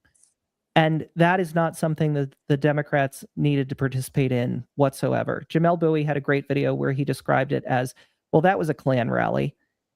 That the way that they were cheering, the way that the Republicans were chanting, it was reminiscent of so many of the dictatorial countries that we have been opposed to in theory for many years.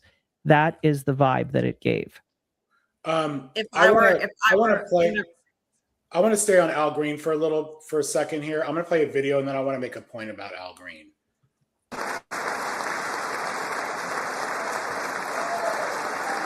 There he is walking out.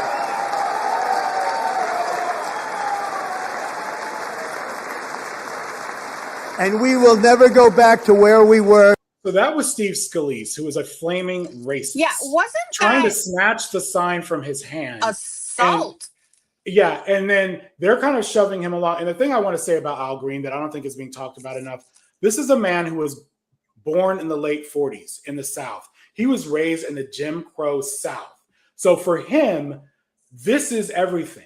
And the fact that when he, think of how that felt to him when he saw a former president and first lady turn into monkey memes by the current sitting president of the United States. So this is not just, Al Green holding a sign. This is him sticking up for Black people, a man that was born in the South. And so this is more than, just a sign. For me, it hurts a little bit that he didn't get the support from his caucus that he should. He never does. It's like Jeffrey should have stood up for him and been like, "Let's go, guys." That's my. This is what I mean.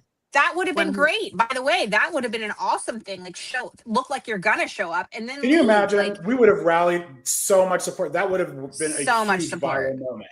The American people are waiting for a sign of strength like that from the Democratic Party, and the Democratic Party is like, well, and I would like to point out that after Al Green, we had Representative Omar and Tlaib shouting and correcting him and shouting over him and disrupting him. And I was watching and I'm like, look, it's the woman with the hijab. once again, it's like the only people who actually did something were people of color.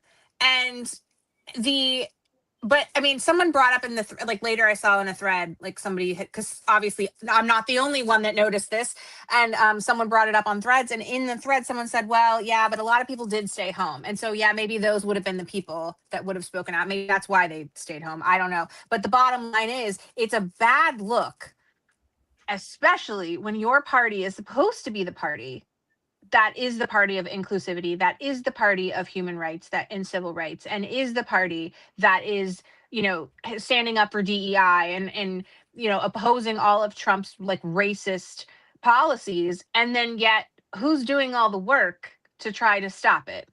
Like publicly, visually, right? Like that's because again, I'm not suggesting that other people aren't working hard behind the scenes and aren't trying, but visually that matters. Like we know that. It's like what Chris was saying. This is like a performance. Politics is performative at this point. And so in the performance, what you're showing the people at home who look like these people is that the white people aren't showing up to support them, and that they can't trust those people, that they're not safe people. And that's not a message to send at this point. Like I can't stress how awful that is. There aren't really words. I've said a lot of them, but I don't know that I've really hit upon it, because it's just in 10 years, this is going to be something, is what I'm saying. This kind of stuff is what's going to be referenced as some of the worst mistakes that the Democratic Party and the leadership made, is what I'm saying, I guess. Yeah. And this goes to the leadership of Jeffries, that the bottom line in all of this is it was very obvious that there was no coordinated effort amongst the Democrats to do anything. If they had done anything unified, maybe we could argue maybe that wasn't the right thing to do. Maybe they could have done this, but we can't have that conversation because there was no unified response. I mean, people are begging for that kind of thing, like begging, like rank and file Democrats. I would have taken T-shirts with his mugshot on them at this point. Like I would have taken literally almost anything if they all did it. If you decided to stay home, that's all well and good. Better than being there and clapping for Trump, anything Trump has to say. But I do have to say, what Al Green did took courage. I don't think it takes courage to stay home. You know, if that's your choice. No, agreed. Especially now with this administration, because the idea that they wouldn't cart somebody off and detain them, you need to be honest about that, because like, look what they're doing. Like people were talking, where were we listening to it, where they were talking about, it was on a call that I had, I think Melinda was on the call, and he was talking about how they'd done like some of the protesting for the, what was the movement in the Lafayette Square? Why can I not think of this, with the tents and everything? What, this was like 10 years ago? Why am I blanking? Occupy. Occupy Wall Street. Thank you. And that, like, they were saying, like, you know, yeah, we might have gotten shoved around, maybe we got arrested, like whatever, like, but we didn't fear for our lives. Like now like we didn't legitimately think that we might be like, and things have escalated to the point where that is an actual consideration, obviously, because we're seeing it happen regularly. So someone like Al Green getting up, having absolutely no support from the party, is also a very risky message to the administration, because it's signaling no one's gonna stop you if you try to take these people, right? Like no one's gonna stand up for these people. I just feel like if they stood in solidarity, it would look like a much more imposing threat. And now the Democrats look weak, and they look like they can be easily, you know, trampled over. And to piggyback on that, people are being taken every effing day. Thousands of people have been taken. 70,000 people, I believe it was at least 70,000 people have been taken. These are our neighbors. These are community members. And where the hell is Democratic leadership? They should be out there every day. I mean, the American people should be at some of these concentration camps saying, why are you putting a newborn baby that was just born a few days ago in a friggin' concentration camp where measles is running rampant? That is inexcusable. And I also feel like that should be a bigger part of the negotiation with the shutdown, because if we don't want them wearing masks. That's one thing. But what we really want is access to the detention camps without notice, without an appointment. We want our representatives exercising their constitutional right of oversight. All right. So I think that's not happening. And I don't even know that that's part of the negotiation that they're doing. I honestly don't know what the status is of the partial shutdown negotiations. It's I'm not hearing much. Are you guys hearing anything? No. Yeah, That's over you a lot. detention, specifically children under 12. There should not be 10-year-olds in jail. I mean, what state puts babies in jail? Like, tell me. I don't think which there should be state is anybody putting under infants 18. in jail? There shouldn't be anyone under 18 at these facilities. Right. I don't care. Yeah, Well, I mean, and there honestly- shouldn't be anyone in these facilities, but there should But certainly not right, be. like, But but what not we're hearing children, is and I actually worse extend than that to jail. 18. Like a lot of the worse stories than we're hearing out of like prisons are better. Like they have better standards, and at least the That guards, is correct. aren't in mass making fun of and dehumanizing the detainees. This is And not sexually that. assaulting them.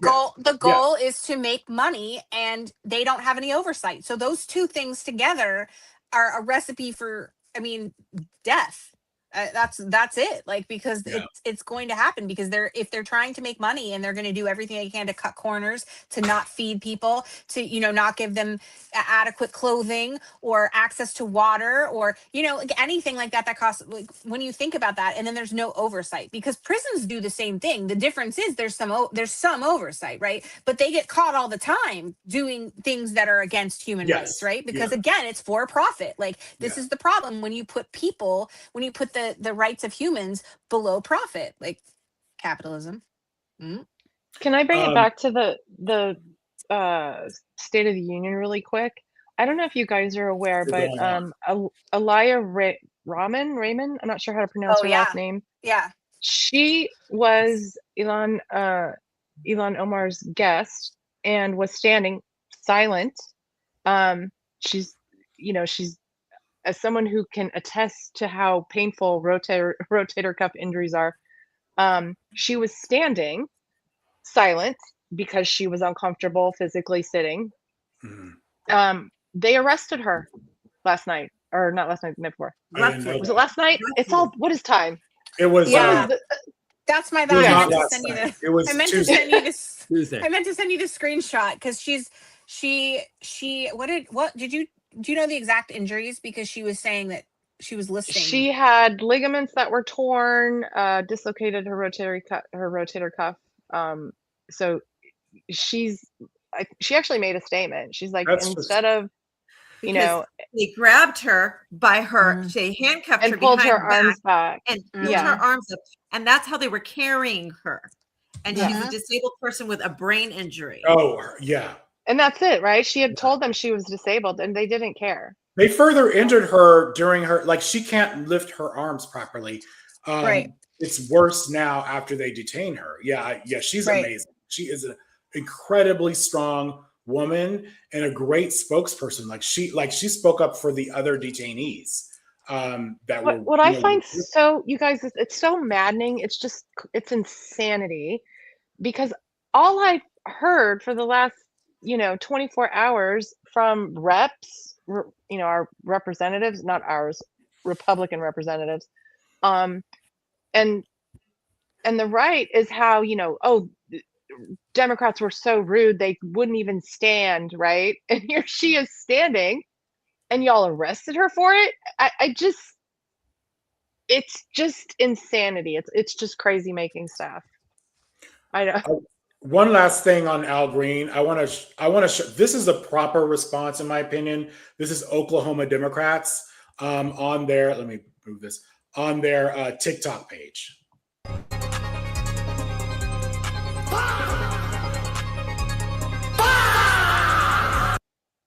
And I appreciated this because here is this fool, Markwayne Mullin, trying to snatch the sign from his hands, and they're showing Al Green like, no, not today, buddy. So I thought that was a really good response there.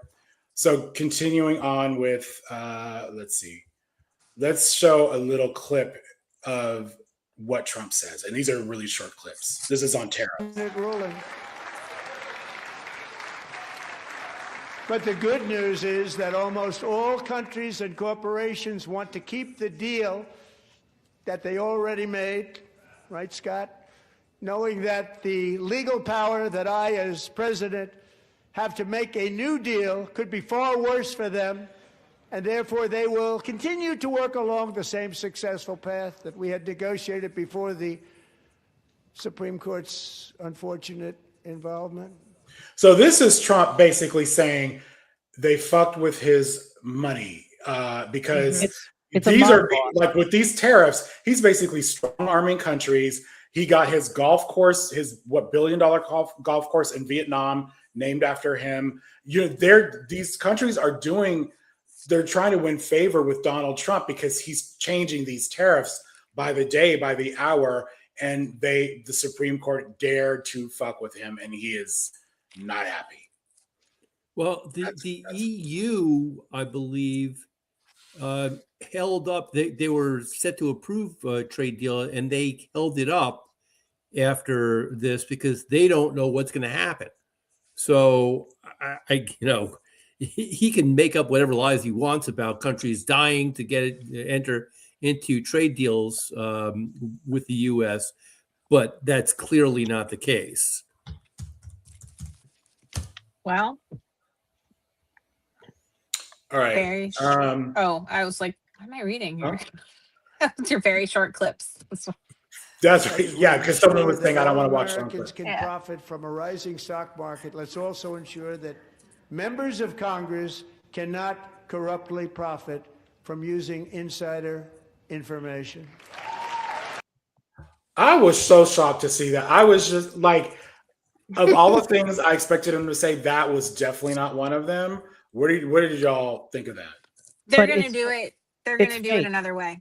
That's they're going to do it another way. It's deflecting from their little crypto scams, and that's what I'm saying. So when you talked about earlier, you were saying, I think you and Adam were saying it's money, like with the Lindsey Graham. It's not that they have something about like that he's done something nefarious. It's that they wanted him to keep him in the grift.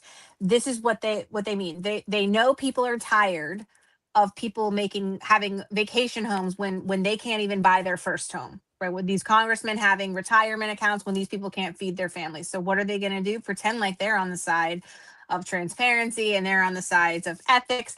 And then they're going to turn around and do the grifting like the way they've been doing with the crypto scams, with this like making these detention centers and giving these having these people overbid for contracts and then not feeding people and like all of those things. That's how they make their money and tariffs, on the side. The whole right. The tariff, whole thing he's they're doing doing tariffs with tariffs. a different way. He's still doing it. So I won't forget it. April 9th is when he did his whole tariff thing and said, do this. And then 3 hours later, here we go. Yeah. So I don't know his exact wordage, but basically told everyone, drop it. Okay, now's the time to buy it, right? It's absolute. That was actually insider trading. So they're doing it. He dropped comments all the time to his buddies. Signal chat. Absolutely. Well, and not just those who are in a signal chat, but how many times does he post about a company or this thing's happening or that thing's, and immediately you see the stock go up or down. Like he's absolutely giving a heads up. This is what they've done with everything that for Project 2025. This is what got me about Project 2025 was that the bulk of it, I mean, I think almost all of it is legal. Ethical? No. A little shady in some places, sure. But for the most part, they're using our laws against us. They've hired really fancy dancy lawyers that are out there knowing how to do stuff. And they found a way. Yeah. Like the Adams of the world, the evil Adams, right? Thank you for the correction. We love you, Adam. No, we love you. If you've ever seen Community, I'm gonna give you one of the mustaches. You're like the darkest timeline, Adam, and that's what it is. And this is the same thing. And the problem that I have with this is that most people don't see it. Like the average person doesn't get that. Like I've told you, I've tried to explain to my mom and other people because they think they're following the law because they're not getting in trouble. There's no accountability for that, for just bad decisions or bad ethics or whatever. Oh, well, then they're just taking advantage of the system, like allows for it. It's, it's not against the law. This is a problem. That the Democrats, this is where the messaging would come into play really well right now. Like it'd be really super helpful if they could do something about that. I have to share this. Describing is kind of a pump and dump scheme, which is yeah. If you're a stock trader, blatantly illegal. But Congress, they don't trade stocks, and right now they've allowed them to profit off of what seems to be pretty obvious insider trading. And even if it's not stocks, it's crypto, it's meme coins, it's whatever else the case may be. But this particular instance, I personally think that was a throwaway line because if you remember a couple of months ago, Trump floated what actually is a really good idea, capping interest on credit cards, which, the interest is ridiculous, 18% to 28%, something along those lines. And that's why people get into significant debt. They buy things with their credit card and they can't afford to pay it all back. And the debt carries over at a ridiculous punitive interest and the debt mounts. So, this is another nice idea that's never going to happen because what happened with the credit card? The credit card thing just died because, I where's my Doge check? Were we supposed to get there's another one. Yeah, where's our Doge refunds? You say like the really good idea. One really important thing to understand when he said, "I want to ban stock trading," and the camera cut to Elizabeth Warren, and she kind of reluctantly nods her head and claps. But this is all part of the grift too, because there are two competing bills, and this is really, really important to understand. There is the Stop Insider Trading Act. That is the Republican bill that is an incredibly watered down version of the one that most of the Democrats are supporting. 2 Democrats just flipped and supported the Republican one, which they need to be held accountable for. But there is the Restore Trust in Congress Act is the one that you want to have pass, which is the one that actually has some teeth to it. And so again, the Republicans are very good at the marketing part of it and then making sure that they still can get their money on the back end. Once we've done the dog and pony show of, look, we passed this bill, the Stop Insider Trading Act. And really what it does is slap on the wrist for profits of stock trades that you do, like if you get caught, and truly there's absolutely no teeth to it. Excellent point, Chris. Thank you. Yep. Excellent point. Yeah, agree.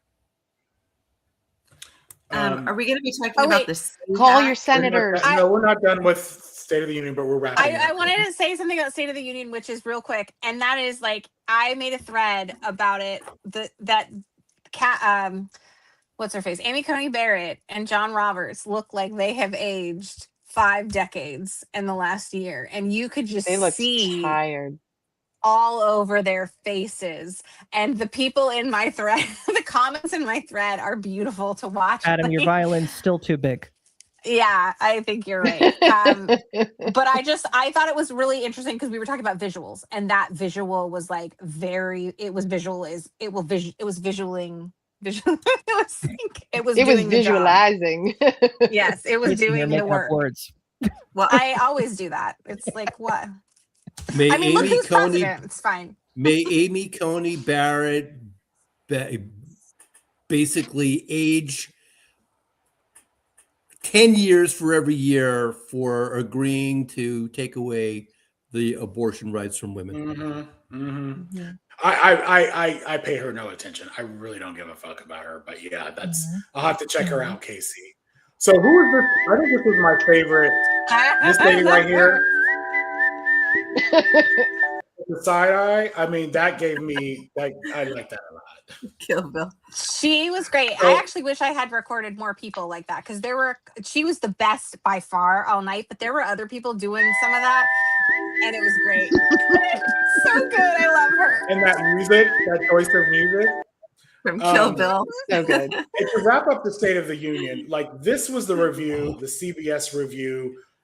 This dude called Trump's speech extraordinary and vintage Trump. And my response to that was like, how far up Trump's ass do you have to be for that to be your takeaway from the State of the Union? Like, that's not even like you think they could at least like try to be a little impartial just for looks. You know, this is NBC News called it a triumphant speech. Oh, did you see that?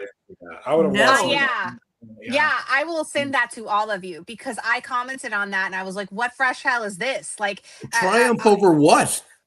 I'm good, Casey. Like, I saw it already. Yeah, right. Okay, so you were like, that it was probably bad, before right? they saw the ratings. Like nobody it was really watched bad. the State of the Union. It was the worst ever, I think. I love that. Well, I'd like to point it out again, 4 million people less than last time. So he might have broken a time record, but he didn't break any records for people watching, which I'm sure didn't make him happy. So the night what was of the State what was of the the final Union. number? What was the final number? it was like Sorry, 34, I think. Okay. 34 million. Yeah. Okay. I feel bad for the Still way too ketchup many. bottles in the White House when the numbers came to him. The night of the State of the Union, I said on a group call, that this would be at max a 2-day story. And I don't even think it made it that far because today the dominant story by far was Hillary Clinton's testimony and nobody was talking about the State of the Union. That's how much of a non-entity this speech was. Mm-hmm. Do you think they planned it that way? Because I feel like they planned it that way. I think they I kind don't of think so. anticipated that he wasn't doing well in the ratings and all of that. And so what a great way to distract from the fact that, you know, he's unpopular, right? I don't know. I feel like there was a little intention to it, but I could be wrong. I don't think so because that's not the way he works, right? I mean, he always thinks that he's the biggest, the best, the brightest. And, you know, whatever the approval ratings were, I'm sure that he's aware of it, which is why it was a parade Like of his inauguration. medals. You get a medal and you get a medal and you get, and granted, you know, some of those were certainly deserved, but he was trying to bask in the glory of other people's achievements, things that he could never do himself to try to make himself look better. That's what I thought it was. What we typically really. would be talking about after the State of the Union are the policy proposals that the president offered and the difference here is he is fully aware that he does not need legislation passed to do what he wants because Republicans in Congress are just going to let him get away with absolutely anything. So why bother going through the formality of creating legislation? Any other president, that's actually a great segue to elections because I cannot wait to see them pay the price. The Republicans in Congress are going to pay a huge price for this. So I think people have a lot to say about this, but we're showing graphics of some of the upcoming elections. Some of these things have passed, you know, like the registration dates in a lot of these states have passed. But I know, Milena, you wanted to talk about Georgia. We do have I'll put that up here. Hold on. Yeah, and to Chris's point, if you're in a red state, your voter registration is likely quite far out from your actual primary election or general election. So whereas in blue states, more often than not, it's like, you know, a week or a couple days or like same day, the day voter of, same registration. day. Yeah, exactly. So just they be mindful make of it that. intentionally difficult in red states. Yeah. It's notorious. And so, but there's a special election coming up in Georgia. Yeah, and I wanted to talk about this really quick. March 10th, there's a special election. This is Marjorie Taylor Greene's seat, which is GA 14, I believe. And Sean Harris is running. He's I believe, a 40-year Army combat veteran. A farmer. Brigadier General, I believe, was his title, and he was also a U.S. Marine. He's a farmer. He's a great candidate, and even though that's a plus 19 red district, I think it's totally winnable. When we've seen these numbers coming out Listen, of Democrats are overperforming across with the a board. Marine who's a farmer. Hell yes, that's possible. Yes, it is. and Brigadier General. I mean, so you can go Brigadier to General is better than a Surgeon Corporal, right? You can go to SeanForGeorgia.com and sign up to volunteer or donate. I know not a lot of us have extra money with the prices surging the way that they are, but volunteering is actually so empowering. And they'll teach you everything you need to know. You don't have to be in Georgia. You could be anywhere in the world and do a phone bank or a text bank. Usually for these type of elections, it's going to be a phone bank and not a text bank because they cost a lot more money to do these text banks. But you might say, like, I really don't want to do this. Yeah, but do you want dictatorship? So even if you don't really want to do a phone bank, just do it because it's actually pretty empowering. Usually you're calling friendlies. You're not calling like bright red Republicans in these phone banks. You're calling people who might have the proclivity to vote for a Democrat, and you have these interesting conversations and meet these great people. So if you have any extra time between now and March 10th, please go to either mobilize.us and look for this election, for this Georgia 14 election, or go to SeanForGeorgia.com and sign up to volunteer for him or donate. Thank you. So let's look at some of these other dates. If you can't phone bank with, and this isn't just for this candidate, it's for anything, right? Like if you have a schedule where you don't feel like you can really do like that much, just being on social media and amplifying the posts and sharing them with friends. Like anytime you can share out a post, every single one has like a little arrow and you can copy the link and share it out of the app. That gets even more attention in the algorithm for those posts. So that seems like it's not a lot maybe to you, but it actually ends up being quite a bit if everybody does that. So even just that is a big help. And if you live anywhere near the district, go there and start knocking on doors. There's apps they train you to do it. That election. So all eyes on Texas right now. Texas is on Tuesday. So I was going to say they help you out, right? They totally train you how to do it. I've done it a gajillion times, and I actually they help you out. They give you a heads up on. They teach you everything you need to fun. say. There's a script. I mean, so there's Texas a script. and North Carolina are on Tuesday. Okay, so we've got more elections, and there are states all across the country from Wisconsin. Wisconsin keeps on calling me to volunteer, and all across the country we need volunteers. And if you've never volunteered before, I know it's a little daunting, but just take the leap of faith. And if you don't like it, just stop doing it. But it's worth the try to save our democracy. And maybe you won't do it, but maybe your mom will do it, or maybe your sister, who's even more passionate than you, will do it. And in addition to phone banking, you can be like calling other volunteers to remind them to show up to their phone bank. There's lots of ways to volunteer, so give it a try. Rumor has it that Casey's husband is going to open social media accounts and retweet. I don't think that's going to happen. I'm trying to get him to get a YouTube account and start something, right? Like make some extra money, get a puppy, a kitten, like get us a retirement account. Start YouTube. This is the ad that Democrats should be running for Get Out the Vote. All 4 years, not just 2, to fix the mess.